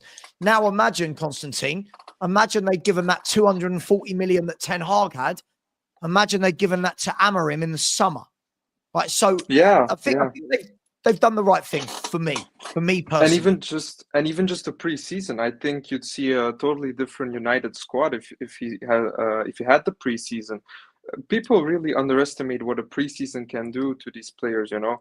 Like coming in the middle of the season is probably the hardest thing a manager can be, and because like the players, they basically don't know you, they don't know your tactics, they have to adapt, and then you're 5 to 10 games in, and then nothing's happened at United. So I'm really happy that he's been sacked now as opposed to in the beginning of the season, because then basically we're saying the season's over again, you know. Then it's another season that we have to wait to sit out. Now, I guess you're taking a bit of a risk, but I like this risk because you can really see that Frank is a very, very good coach.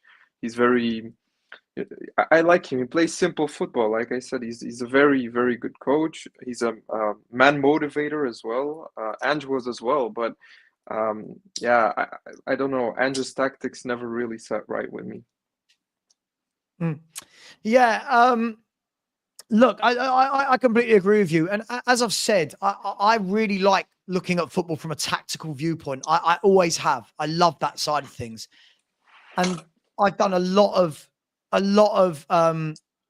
coaching qualifications. I love asking questions to coaches. I love studying football.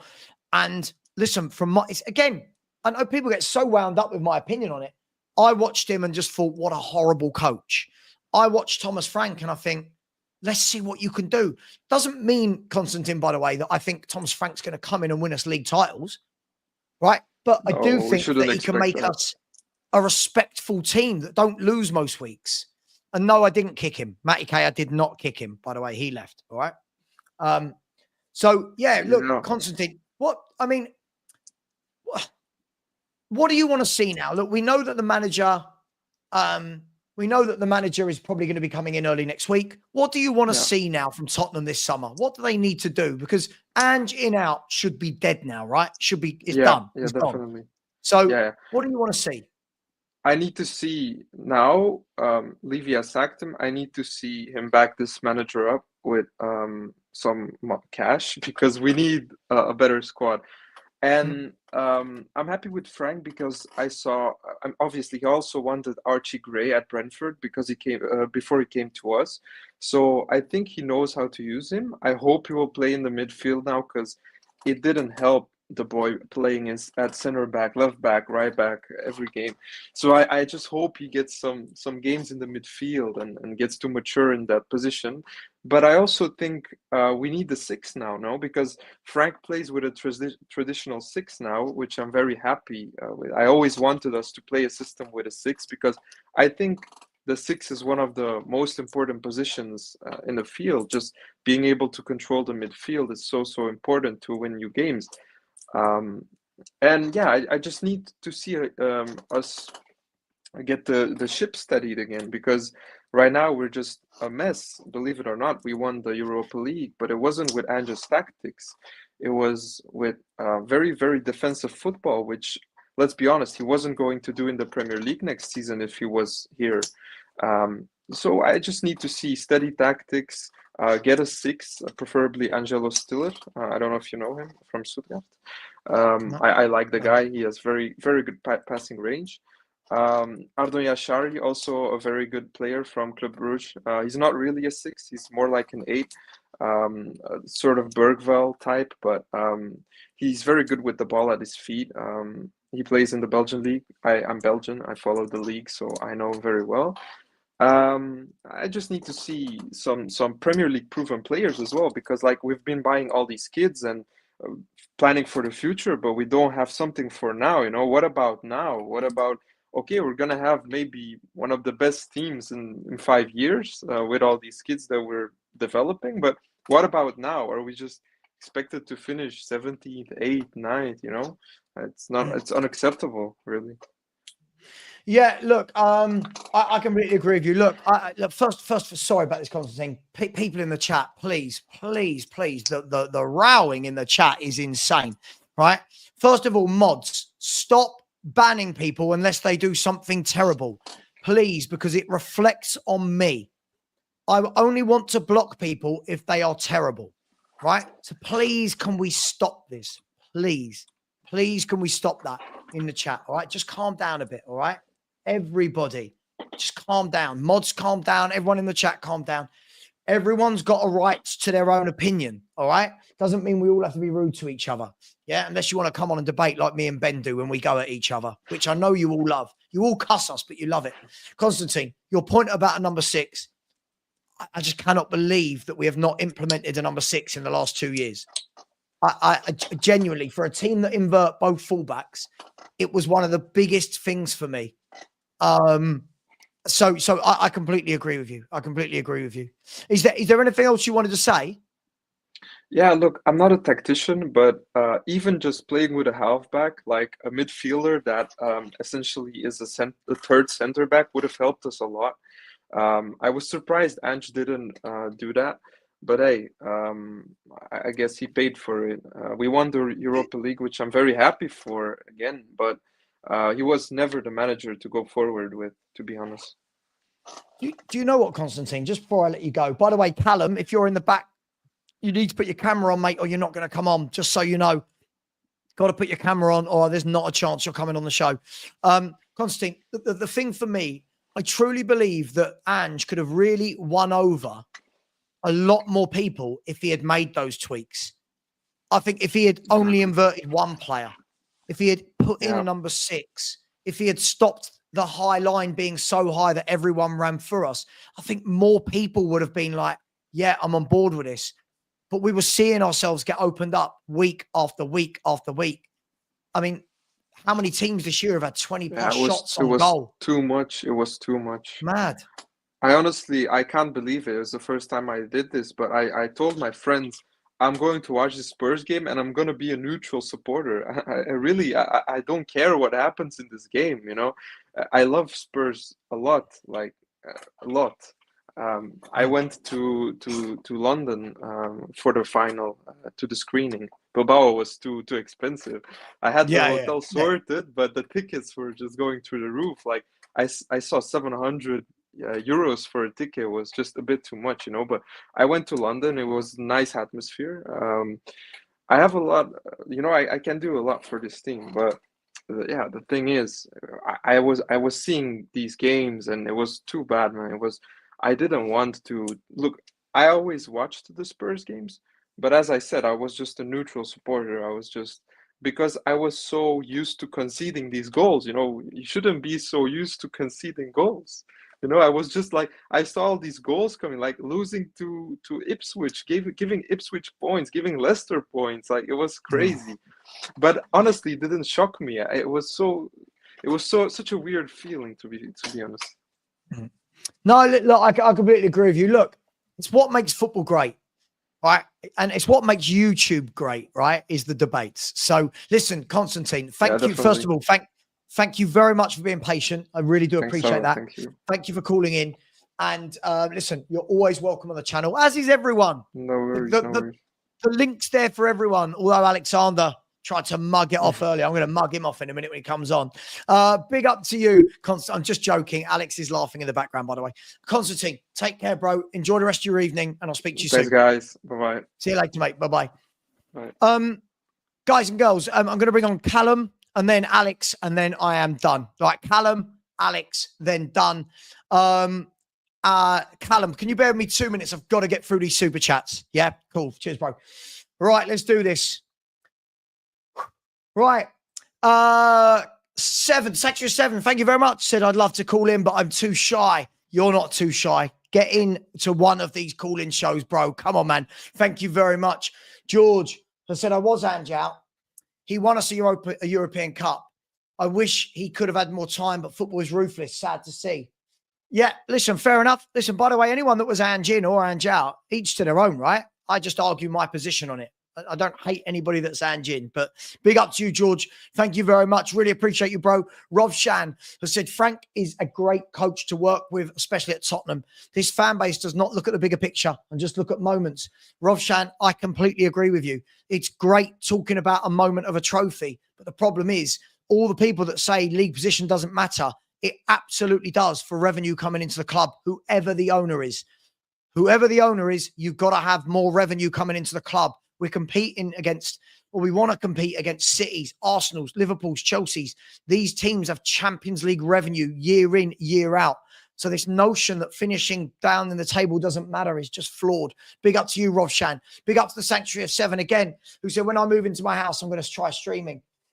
Do it, man. Do it. It's great. You get called loads of names. It's good fun. Big up to you, my man. Thank you very much. Rob Shan's come in again and said, I am sure Ben is from... No, Ben is as English as it gets, mate. He's a very well-spoken young English man, is Ben. Big up to you. And by the way, for all the people giving Ben shit, Ben comes on. I respect that. Ben comes on. I might disagree with everything he says. We might row, but he comes on. Big up to you, Rob Shan. Appreciate that. Sanctuary of 7 again. Said, Ben... No. Come on, let's not do this. Sanctuary, you know I love you, dude. Let's not do this. Let's not do this. Everybody's got to have a right to say what they want, right? Because if I go along with that, then it means that all the people that abuse me are allowed to abuse me. So, come on, bro. Come on, we're better than that. Andy has said, big up Savva. For me, it is, to be frank, I don't feel excited, but what I do feel confident that we'll be organised and he will be adaptable. He is a very adaptable and tactically flexible manager. That is very true. He is. If the word is exciting, I think at the moment we need some stability. I think we need a team that is stable before we worry about exciting. Big up to you, Andy. Hope you're well. Chris Green has become a new member. Big up to you, Chris. Thank you very much. Chris, the members only shows starting probably Tuesday or Wednesday. So look out for that. You can come on. It won't be streamed live to the internet. So big up to you. Thank you, Chris. Sanctuary 7 again said, did you receive my email of my pork bellies? I did. I emailed you back. I did. They looked very, very nice. But pork belly, I have to be in the mood for. Big up to you. Thank you, Sanctuary 7. You've been very generous tonight. Big up to Aris, who's always very generous. Just chucking in a super sticker. Big up to you, Aris. Very, very generous indeed, my man. Thank you very much. Big up to the 2 Mark Show, who is always very generous to me, sticking in a super sticker. Thank you very much. Really appreciate you, Mark. Please get over and subscribe to the 2 Mark shows. Please also subscribe. I've seen that there's YouTubers in my chat tonight. Please subscribe to Jacob, Jacob Wolverine Uncensored. I think you've changed the name to now. Subscribe to all the Spurs channels. Get a flavour for everyone. Big up to you, Mark. Big up Ricardo, saying, just look at Brentford's back line. It's shocking. Frank's done an amazing job. This is what I mean. Look at how well he's coached very average footballers. But people don't want to see that. They don't want to see it. Big up to you. Really appreciate you, Ricardo. Free to go. A user said, I thank Ange for the trophy. But in the reality is let me start this again. Sorry. I thank Ange for the trophy, but the reality is the Premier League. We were playing dross football week in, week out. We can't paper over that. We need a coach to get the best out of our players. Ange Ball is X in the Premier League.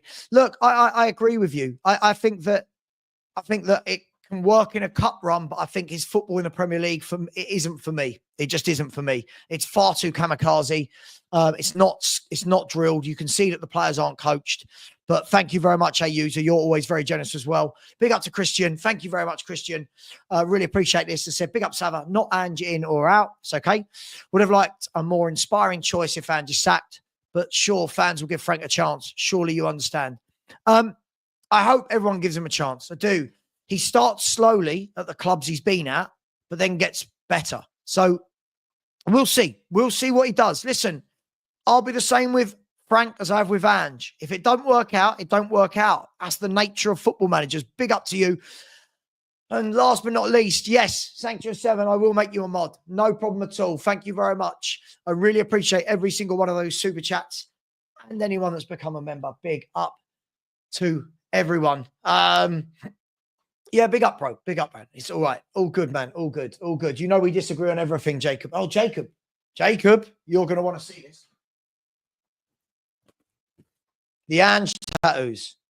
The Ange tattoos. There they are in all their glory. And if you read that backwards, it says, I always win in my second season. If anyone wants one, I'll send you one. Guys, please welcome on Callum. Just so you know, you're on mute at the moment. Just so you know before you. How you doing, my man? You good? Good, good. How you doing? I'm all right, man. Where are you calling in from? I'm from New Jersey in the United States. Love it. I was in New Jersey a couple of years back. New Oh, yeah? Jersey. Okay, my man. What do you want to talk about? Yeah, just so I follow Tottenham TV like most people here probably do, and I've seen all your your lives and kind of your debates with Sim and Ben. But I just came on because I'm in the car, I'm just listening, and I hear, as soon as I come in, I hear some guy talking about no matter what, as soon as Thomas comes in, as soon as Frank comes in, he's not backing him. He wants him gone. And it's stuff like that that makes you realize they really don't care about the club. Like, you can't say that and then say you care about the club in some sort of degrees. It's not possible to me. Like, I really think it's you physically can't say that. Like, how can you care for a club but want the guy that's now the manager to be gone instantly? You know what I mean? There's no sense of it. There's no backing. And I think obviously like you said, everyone's entitled to their opinion. And I'm not here to debate. Actually, I'm here to agree. And I feel like you've changed my mind over the course of like maybe a couple months, because you were very much. I was in agreement with Ben and I mean not Ben with Sim for a while, but then you really dive deep. It's a lot of it's emotion.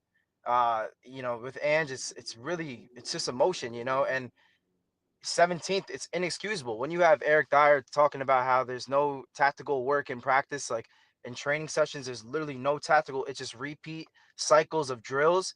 That's an issue. When we don't look at the opponent and we adjust, that's an issue. But you see that Brentford, Thomas, he's easily done that over the course of this season, past seasons.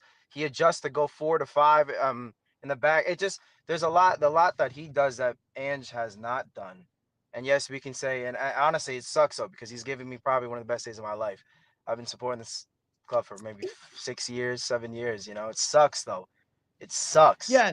Look, listen, the first thing I'll say, Callum, is I get it. Like with the whole YouTube thing, right? It's I find it quite funny. People in comments. I'm not saying you, Callum, but I find it quite funny that people in comments. It's almost like if I like a YouTuber, it means I have to hate another YouTuber, right? Do you know what I mean? Like, so if I go on to We Are Tottenham TV, the chat absolutely despise me.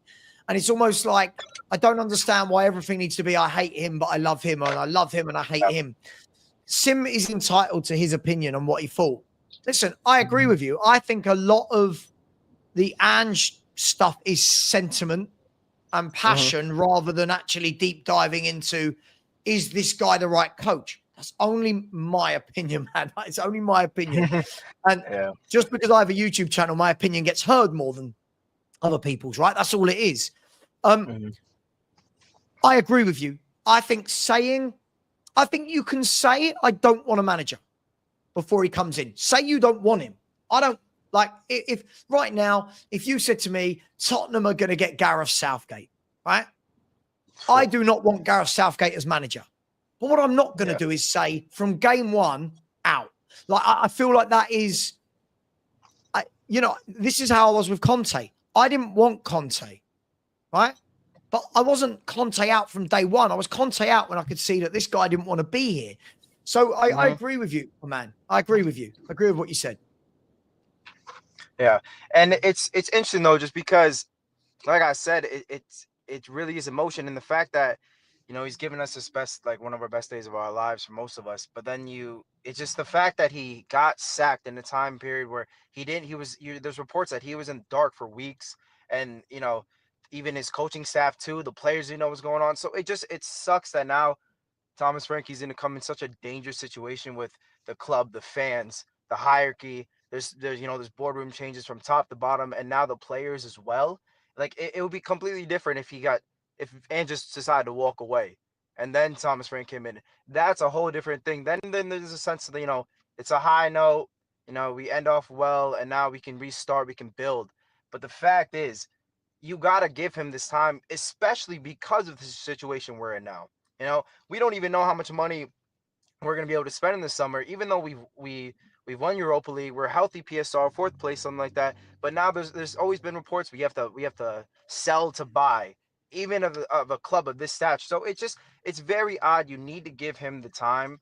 You need to give him way more than 10 games, and that's another thing too.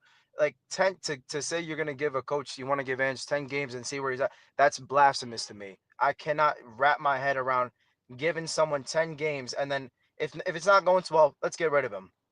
Because then you've given him the entire sum, you've backed him all the way through.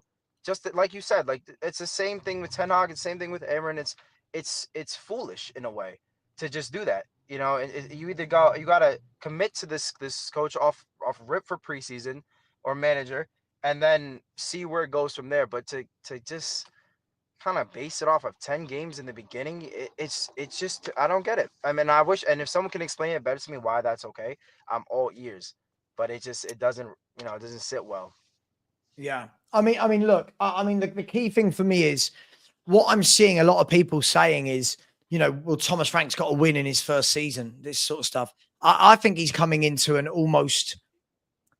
I think he's in a lose-lose situation because he's got the Champions League, which is not the Europa League, right? Is a much better quality of opposition.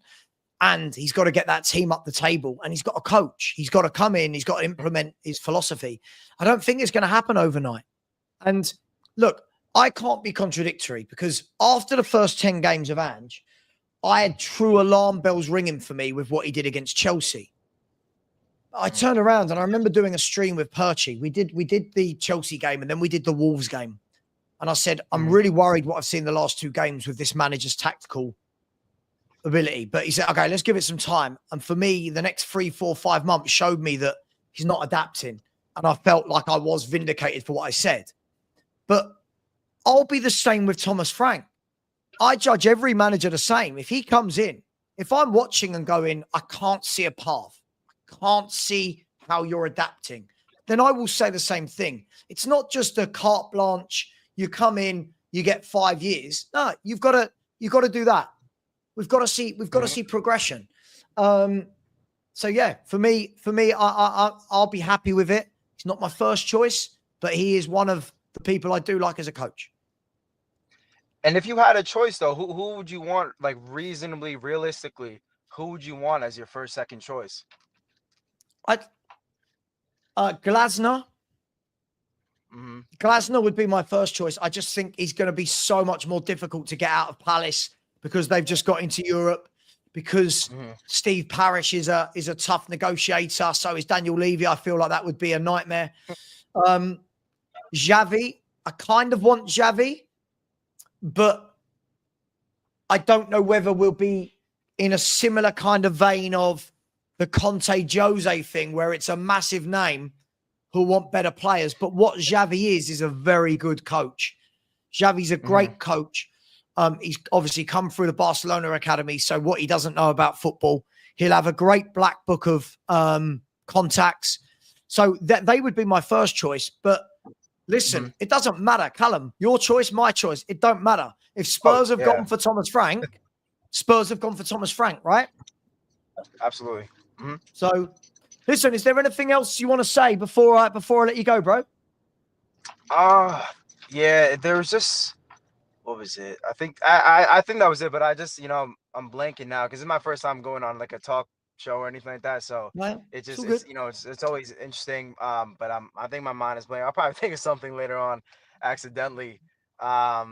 But yeah, I mean, hey, it was just good to voice an opinion, I guess, and of course, to talk with someone, especially someone from the club that supports the same club as me. And being in New Jersey, you don't really find too many, especially like where I'm from in New Jersey. So it was just cool to get on. But hey, man, thank you for letting me get on here and talking in front of all these Tottenham fans and everything. Oh, mate, always welcome. Listen, as I said, there's no one I won't let on as long as they got their camera on. I don't care if it's someone that hates me, loves me, YouTubers, anyone is welcome on. So anyone. So listen, Callum, enjoy the rest of your day, and I'll speak to you soon. All right. Goodbye. Take care, man. Right. Big up to Callum. I'm going to bring Alex on, and this will be the very last caller because we've been going for 3 hours, and I just realized it's 20 to 1 in the morning. Not that I've got a bedtime, but I am tired. Big up to Rick Kane, who has said we needed to look forward and signings the issue. Rick, what I do know is this. Yeah, if Frank does come in the building on Tuesday, Wednesday, whenever it is, whatever happens, put all of our love, hate aside for the manager, we've got to get active in this transfer market. There's a lot of work to do. There's a lot of work to do. So thank you very much for the super chat, my man. And the last caller of the night, it's Alex, who's been an absolute dick today, haven't you, mate? You've been an absolute dick towards me. How are you? I'm good, mate. You? I'm good. It's funny that I always call in last, huh? It's always me in the last session. It was like that last time too. It is. Yeah, What do you want to say? What are we talking about, Alex? No, Make first, it good. I'm gonna say something you don't expect me to say, but this notion that I'm not like you people have come out and said I've seen it on Twitter, I've seen it everywhere. People say, "Yeah, I'm not backing them. Whoever we get, I'm not backing him." Like coming out with that just because probably you're like whoever has Ange as their first ever manager, okay, he's sacked now. I just think it's so petulant, you know, like how you can like write off a manager before he's even joined the club, whoever it is.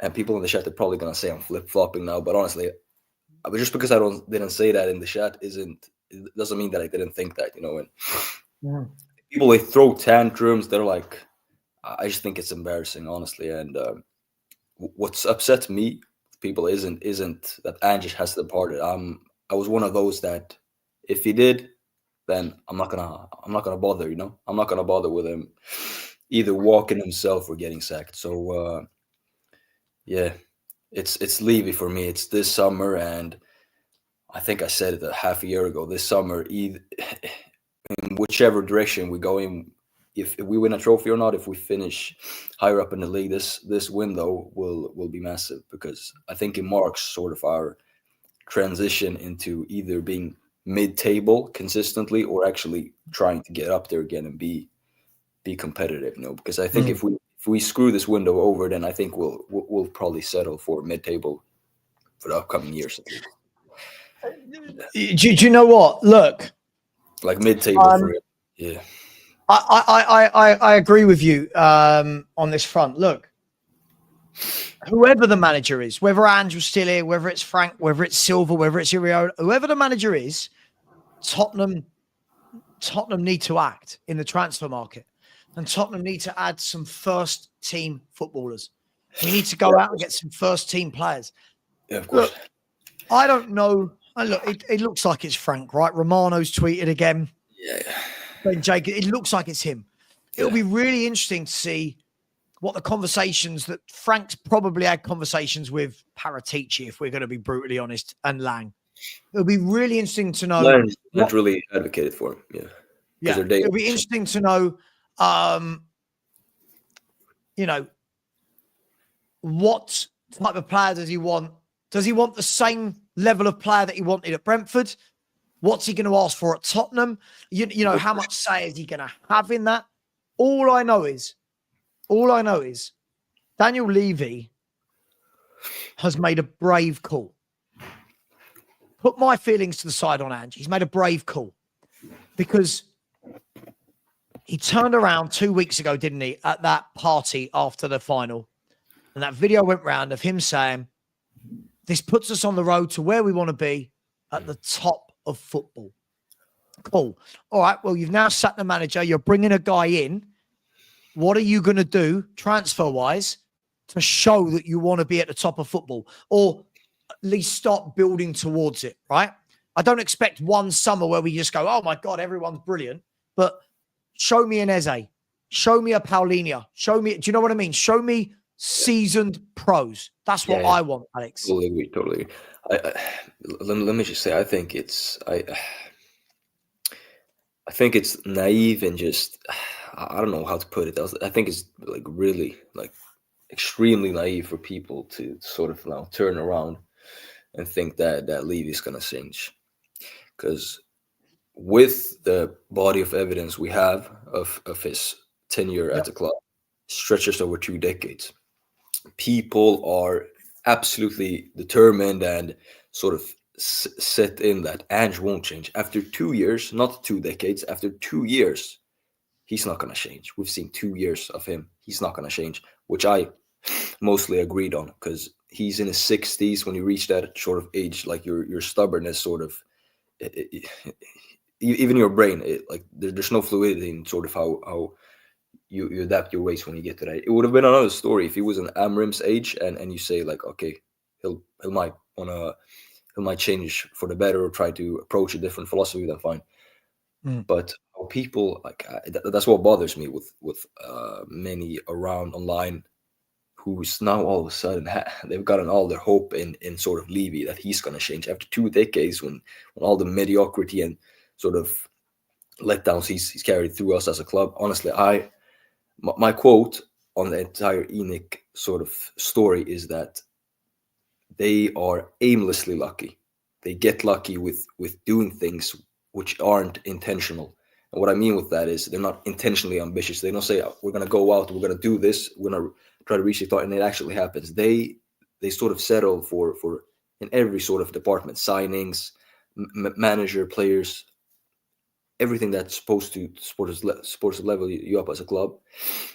They settle for the middle. They don't ever go elite. They don't go shite, but they don't go elite. They settle for the middle there, and sometimes they get lucky. Sometimes they get a Son. Sometimes they get a Delhi, and these players have sort of carried us through for the last decades, and are decent managers too. So I just think it's absolutely ridiculous to think that Levy's going to change. He's not, in my opinion, going to change. And if he does change, honestly, what I would say is this: 4 years. What I would say is this, right? Is I'm not naive enough to sit here and say Levy's changing. 100% Levy. I'm not naive enough to say that. Equally, something feels like it's happening in the boardroom level. Charrington has been put onto the board. Levy's having a clean sweep. Donna Cullen's gone. The manager's gone. Coach is gone. This person's gone. Munn's gone. If they're not going to do it now, they're never going to do it. Now, what I've got to say is this. Exactly, spot on. The elite level, though, that you talked about, we never do elite level. Elite level players aren't going to join Tottenham right now.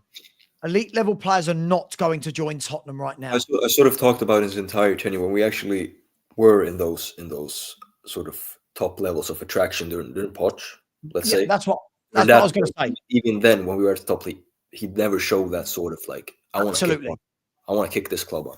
And that is the reason why I'm Levy out, right? So I know there's different people who have different reasons for Levy, whatever. That's why I'm Levy out, Alex. It's not because of the finals. It's not because of the cup wins. My Levy out is because when we finish second, when we finish third, and you're going, this is a good team, right? Now add 3 or 4 top players to it. We don't. Problem you've got now is we're in such a low position in the league, right? That is it, if we went to try and attract elite level players right now, I don't think it's attracted to them. What I think we need to do, and this is why I think we need a coach. I think we need a couple of years where we just get back to that area. Now, for all the people that say things, Alex, like 15th in a cup, that's great. But finishing 15th in a cup isn't attracting top footballers. So this is where we have to be really careful what we ask for, right? I think we need to get a coach in that can get us back up there, 4th, 5th, 6th, regularly, right? Yeah. That's then when you need Levy to go, right, I'm now in a position where we go, hang on, look what we're building over here at Spurs. Come and join us. Right now, I don't think that's attractive. I don't think we're attractive right now. But to a level, I do think we should be able to entice a Paulinho, an Eze. I do. Players who are level, I don't think we can. Start of game time. You can sort of, in whatever, like sort of, let's say Paulinho's only goal was to get game time. then hypothetically he could be open to joining a Fulham, like going back to Fulham. And I'm not saying he would, but what he's most interested in now isn't a project, isn't being around elite. It's actually playing, because he's expressed that the game time he doesn't think it's deserved, that he's been played as little as he has, etc. And some other thing. I just think it's hilarious how much we seem to agree when we talk face to face, but in the chat it just turns into absolute. No, because you know what you do in the chat. You know what you do it, and I fall for it. That's my bad. I fall for it. I'm usually over. Yeah, you're right. Yeah, but I just want to say, because last time I called in, I wanted to carry on the sort of argument I made, and that was at the start of this or last season, Ange's second season. If I would have told you, if somebody would have told you that we would have ended up winning a trophy and qualified for Champions League in whichever way we do it, people wouldn't believe you. People wouldn't believe that we'll actually get there, especially after the window we had. So I think that notion itself, that the fact that it actually happened in whichever way you want to sort of discredit it on and saying it was an easy run, whatever. We've had plenty of easy runs before in domestic cups, in European cups, in which we have bottled under much better team. We have much better players. But things just haven't clicked in the moment. And this year it clicked for some reason or another. Clicked. All of the different factors that had to come into place, they clicked. Both going from the manager, sort of totally changing his set of ways, which was necessary, and you have to respect him for that, because as much as people go on about, okay, but you've said you want to, like, they're on about his style. Every single manager that has something about him adapts his style. Of course, in whichever way he said that he's never going to change. Okay, he failed his own words. He wasn't honest when he said I'm never going to change his words, because he did now. But I think you have to put respect. Like, if you don't put respect on his name after, because you didn't even expect what he achieved, you didn't believe that he would achieve what he would achieve. So why even try to diminish it? I get it wasn't like we ran through walls and like did the absolute impossible. People could have predicted us winning the Europa League at the start of the season, but the absolute majority said, Are you mad? Expecting us to get Champions League and a trophy in a single season? I understand that. I think we use absolutes. When we talk, we use absolutes. So, for example, if I say next year getting back into the top 6 would be a good achievement, people go, oh, Savva doesn't want trophies. It's like, whoa. It's not what I've said at all, right? Equally, I don't think when you're saying diminishing, I don't think anyone's diminishing the Europa League. I think that what we saw as the season went on was it turned out to be quite a nice route. You would have, if I could have said to you, this is the route to the final, me and you would have bit the hands off, right, to have that route to the final. Yeah, could I just add? Hang on, just quickly. I'm not diminishing that he did that, right? Yeah. What I'm diminishing is that he lost 22 Premier League games. Mm-hmm. So, yes, there are people out there, Alex, that said, I'll take 17th and a trophy. Alex, that never comes out of my mouth, ever. That is not the way I'm wired. That is not the way I'm built. I don't want to be 17th. And more than anything, it's just the football is just bloody awful. It's so bad to watch. So It is what it is. Yeah, I was one of the people that actually said that, because I think the tag of us being the way we are, being Spurs, all of it, like me supporting my football club. When I head out on the streets, when I head to a sports bar here in Sweden, and I probably wear lily white. I wear all my retro shirts, all my kits. Every time I wear them, it's like I always hear this. It's not even personal, but I always hear this. Oh, Spursy, blah blah blah. Whenever I watch, like, it's always this. And I think the only way to really break that was to win a trophy, and for us to sort of just put our pride aside for one season.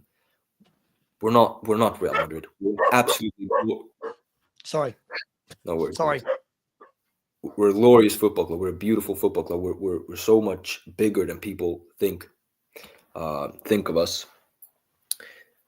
But for just one season to break that thing, I'm not saying we could have done better, but to actually just get over the line, to get it done, no matter irrespective of the league, just for one season, because once you've won it, then that 70-year clock has reset it to zero.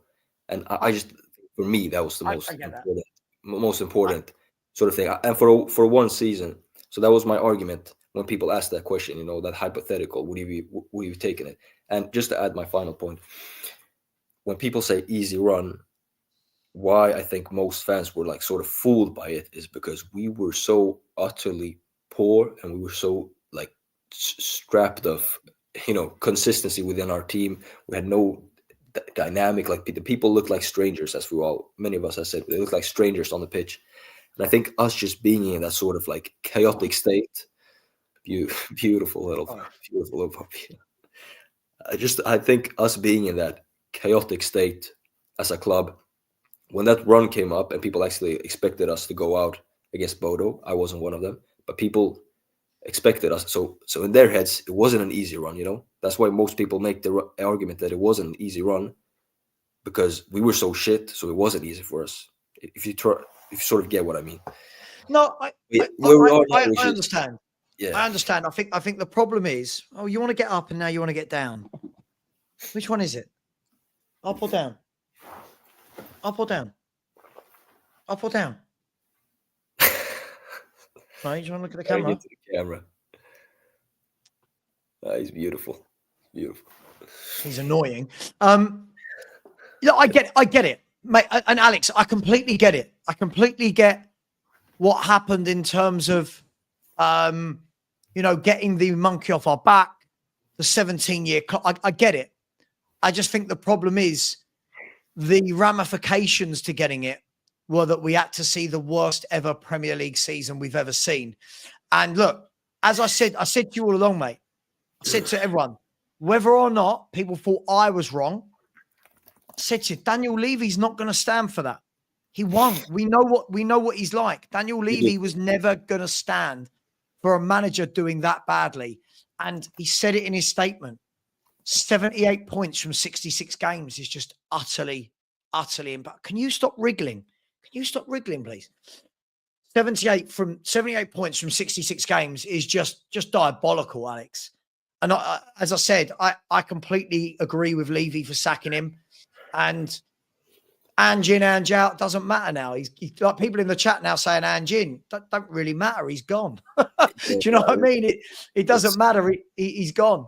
So quite petulant, but yeah. My honestly, I'm gonna say this. I just think that if half of our fan base, especially the ones going into the stadiums, because in my issue they're the biggest sort of acceptors of anything sort of Levy feeds down their throat. They just take it. I just think if half of them were as ruthless, which they've been during this like last month before we won the Europa League final, because that's when the absolute majority of the fan base were Ange out, like most of them, whichever one number you want to put on it. I think if half of our fan base were as ruthless towards Ange, to the guy upstairs, then to Levy, then I think we would have actually gotten changed. I think those protests we saw, I think they would have been over 10,000, 10, 12, maybe even pushing 15 if people actually saw more in the long run. Because I've said this before, I've said it in the chat. These last 17 years, when people talk about progress, do you know what this sort of progress that everybody's talking about? For me, it's been a trophyless roller coaster. Us just going like this in the league. And we have nothing to account for it. Nothing in our history books. When you look at our history books, when you look at the Tottenham history book, and you look from 2008 to 2024, it's nothing. It's empty. Because what counts at the end of the day for you as a club, all the big clubs, it's not how many finals they've gotten to. It's not how close. Because it's the trophy. It's actually getting over the line. It's actually the difference is, Alex, scumbag wanting to win.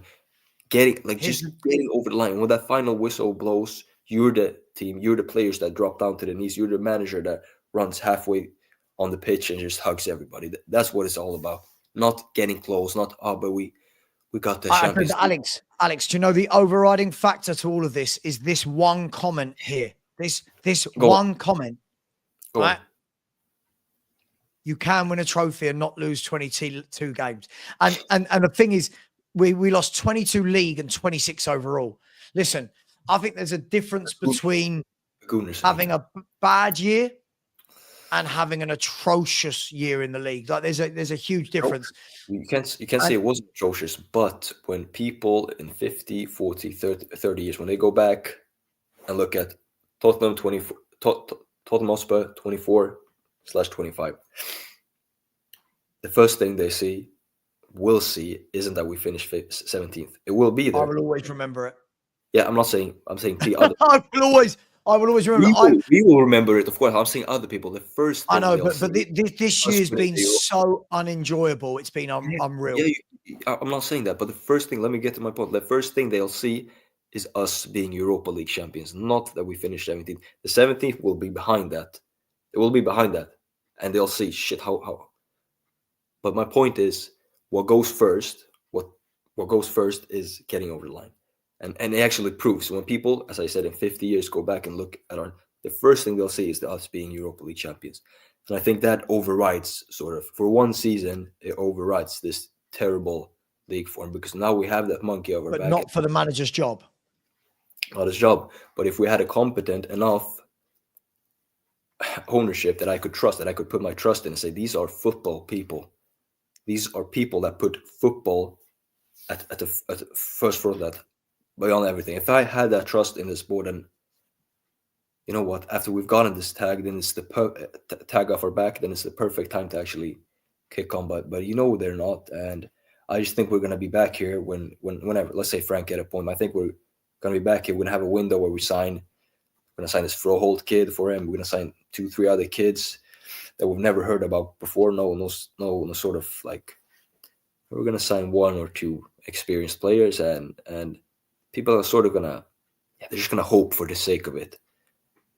Frank is gonna be let down, and that's just my prediction. He's gonna be let down. Look, I don't want him to be let down. I'll believe in him. I'll believe in whichever manager that joins up. I'll be fully behind them. Whoever it is, Alex, I think every manager who's managed here ends up getting let down. But this is why, again, this is why we need a coach. I think it's all, listen, you can have a manager when you've got top players. You can have a manager that doesn't do any coaching. Like, if you ever look at it, look at someone like, again, I'm going to go to the extremes here. Look at Ancelotti. If you actually watch an Ancelotti team, I don't enjoy watching Ancelotti's teams play. They're not coached. What Ancelotti tends to have is he's a great manager who can get the best out of the best players, right? Man to man, Right. Yeah. But when you look at what Spurs need, we don't have the best players. We don't sign the best players. We need a coach. Like when Pochettino was here, he coached everyone. Every player improved under him. Therefore, the team improved. Therefore, the league position improved. The number of semis and finals improved. And this is where everything goes hand in hand. And that is why when people say, but we won a trophy. Yes, we did. But just winning a trophy doesn't automatically mean you're going to improve. You've got to keep going with everything. That is why I can't take people seriously that say, I'll take 17th and a trophy, because that tells you that actually you've not been good all year. It tells you that as a team, you're not very good, but you had a good cup run. Is that fair? It is fair. It is fair. You can look at teams that, I'm going to take it to the competition, but you can look at teams that won the Champions League. Not anyone, and not any team has been 17th, but teams have been around mid-table winning Champions League. Not mid-table, but in the fourth. Are you sure? Fourth, sixth. Weren't Chelsea? Yeah, but that's not mid-table. Let me show you. Would you like to? I'm meaning during that 4th to like 8th. Show me. Oh, it wasn't even. Is it one? Champions League winners. There you go. When you look at the Champions League winners, how many have finished outside the top 4 in their respective leagues? Yeah, 2. Yeah, 4, 5th, fifth, fourth, around that bracket. Like you don't have to be the absolute best. Mate, look, mate, have a look. How many of them are first and second, right? Most, yeah. Right. So, yeah. By the way, did you know, Alex? Did you know from the Europa League, the Champions League, the FA Cup, and the League Cup, in the last 120 winners, only 10 of those teams that have won those competitions, 10 out of 120 have been bottom half. Spurs are 3 of them. Spurs are 3 of them. Even in the Europa League, my sort of, it's more of a hypothetical. It doesn't happen. Like usually a team doesn't finish 5th, 6th, 7th and win the Champions League. But if it would have happened and the overall sort of feeling throughout the season would have been disappointment. But when May and June come, and when that Champions League or in our case, a Europa League final, when that comes around the corner, if you actually win that, then that overrides. I'm not comparing it to 17th because 17th is the absolute lowest you can sort of go without getting relegated. But for me, the game, I've said it before, it gets boring. But the game is about glory for me, and I just don't think I don't even care about what other teams think of us. But you don't get respected. You might be attractive for players to join because you have a decent Arsenal have a decent wage structure. They attract players. Also because of their wages, but because they're in a sort of. Who's more attractive right now, Spurs or Arsenal? We said this last week. I said Arsenal technically. Right. So that tells you that we can win the trophy for the vibes, and we can win the trophy. But let's be fair. Right now, Arsenal are a more attractive football club than Tottenham. I also said I'm not really bothered about what other clubs think of us, but sure. Players, it's I can't get it across anymore. Clear. It's about. I get it. What you see in your. I'm going to say this. Let's say Spurs. We've won 26 official major. Having won 26 of major trophies. We've won 26. I don't know if it's 27 now. Something around that. Let's say every single year since the start of our history, we got second in the league. We were respected. People want to come. We were second in the league it's a hypothetical. We finished second every third year. We finished second for 100 years coming. And when we got into finals, we never sort of got a line. We got over the line once every 15 years. That would have amounted to us not being a Big Six club.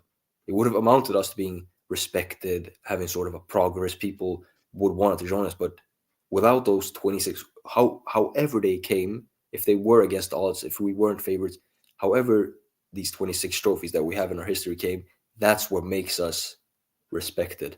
It's what it's what people look when people look up our sort of success.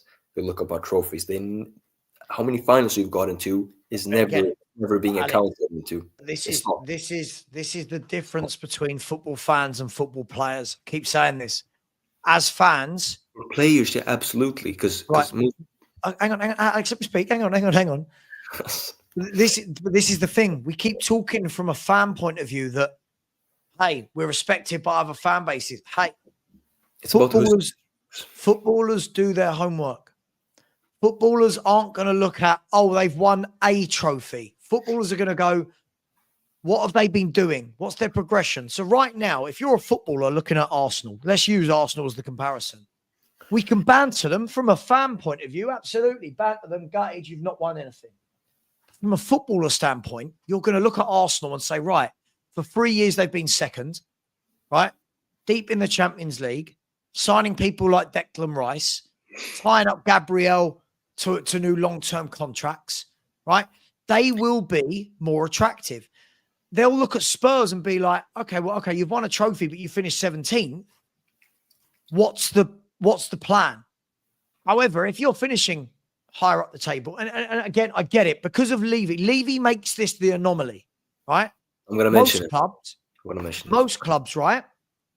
It makes them more attractive. But Daniel Levy is the one that doesn't act on that we know.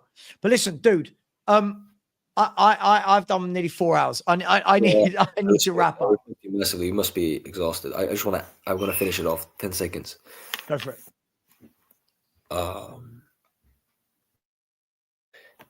So my point is, what is it about us finishing 17th and winning Europa League, getting back in the Champions League? What is it that remains in players' heads and experts, whatever? It's that people sort of know that we're in the Champions League now, but we're not gonna use that as a springboard to get up there again.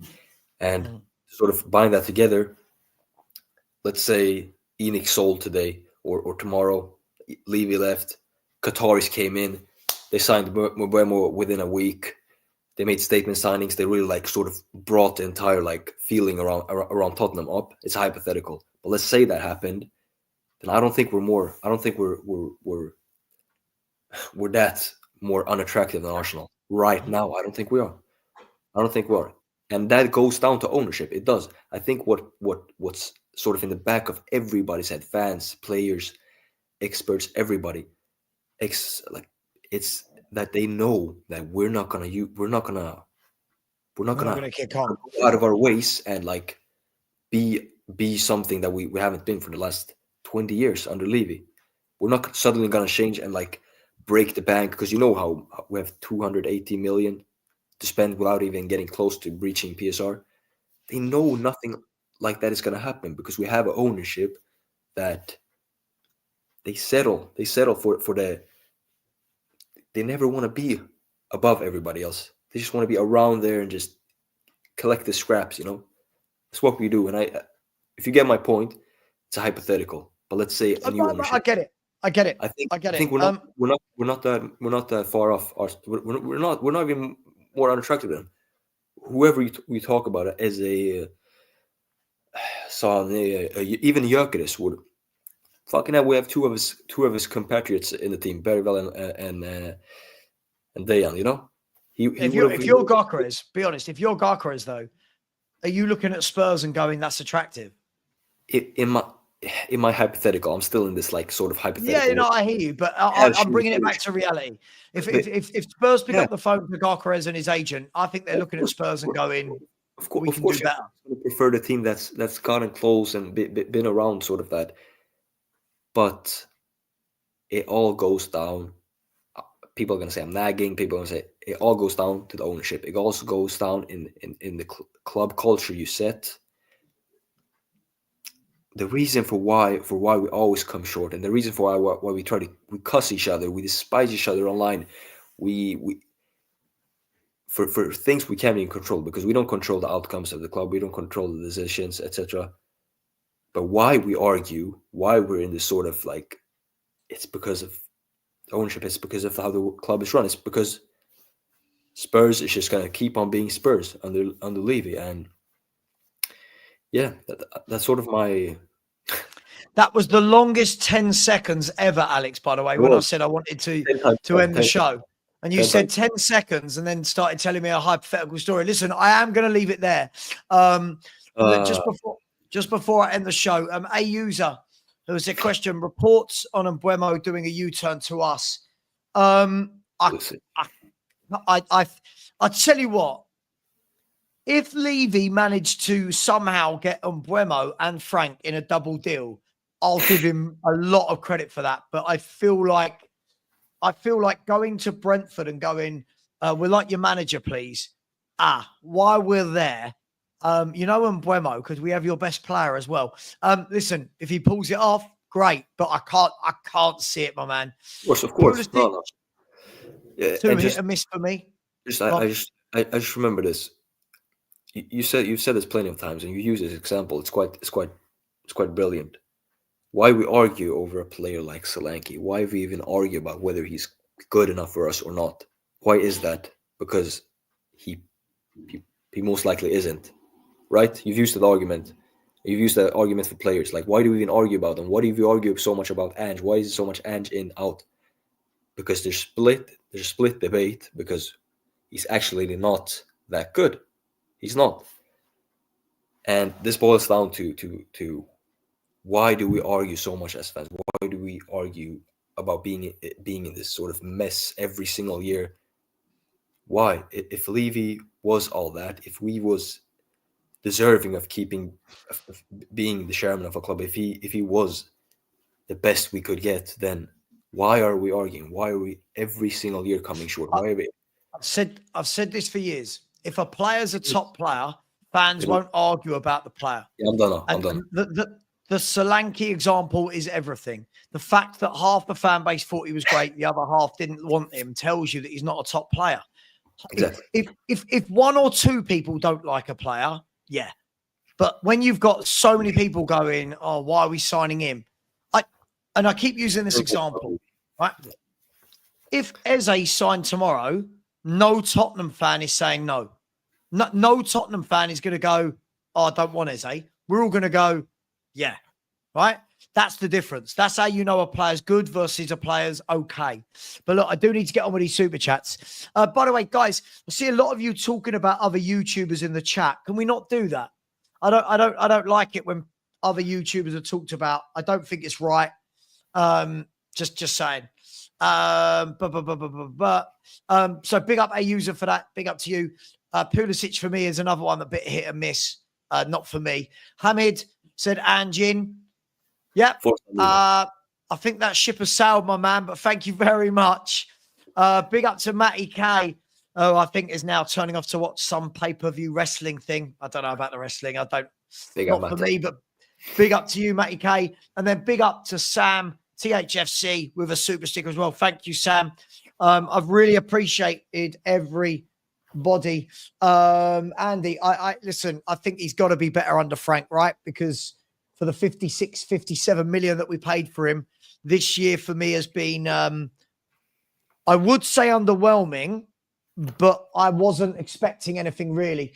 Again, player like that, I would love, George. Yeah, I'd love to get in someone like Lookman. Tricky, busy, scores goals, direct. Yeah, I'll have that. And Buemo, 20 goals, 7 assists. What did Visser do? I think I saw you put Visser scored as many goals, 19 and 4. I mean, so between them, they've got 39 goals and 11 assists. Shot too. Like, that's what I'm most excited about, Frank. Is the output he maximizes from his forwards. That's what really gets me excited. I don't want to go too long. Yeah. No, agreed. Bryce, you know that will happen. If we do this every year with players, when they sign for another club, suddenly we don't want them. They're not good enough. That's just the way it is. They say they didn't want him because Ange didn't want him, so they don't want him either. Fucking hell, some of them. Guys, gonna leave it there. Thank you very much. Much love. I was going to do a show at 10 a.m. I can tell you I am not doing a show at 10 a.m. We have got the Spurs review tomorrow night, so I'll put out a video in the afternoon, lunchtime, and then the Spurs review in the evening. I've got a good crowd for you tomorrow night, so we'll be back tomorrow night. Thank you to everyone for the likes. Thank you for the subscribe. We've had a lot of subscribers tonight, by the way. We've had, let me just double check what I'll say. We've had 44 new subscribers tonight, so thank you very much. Welcome to the channel. Thank you. Take care. Much love. And as always, come on, you Spurs.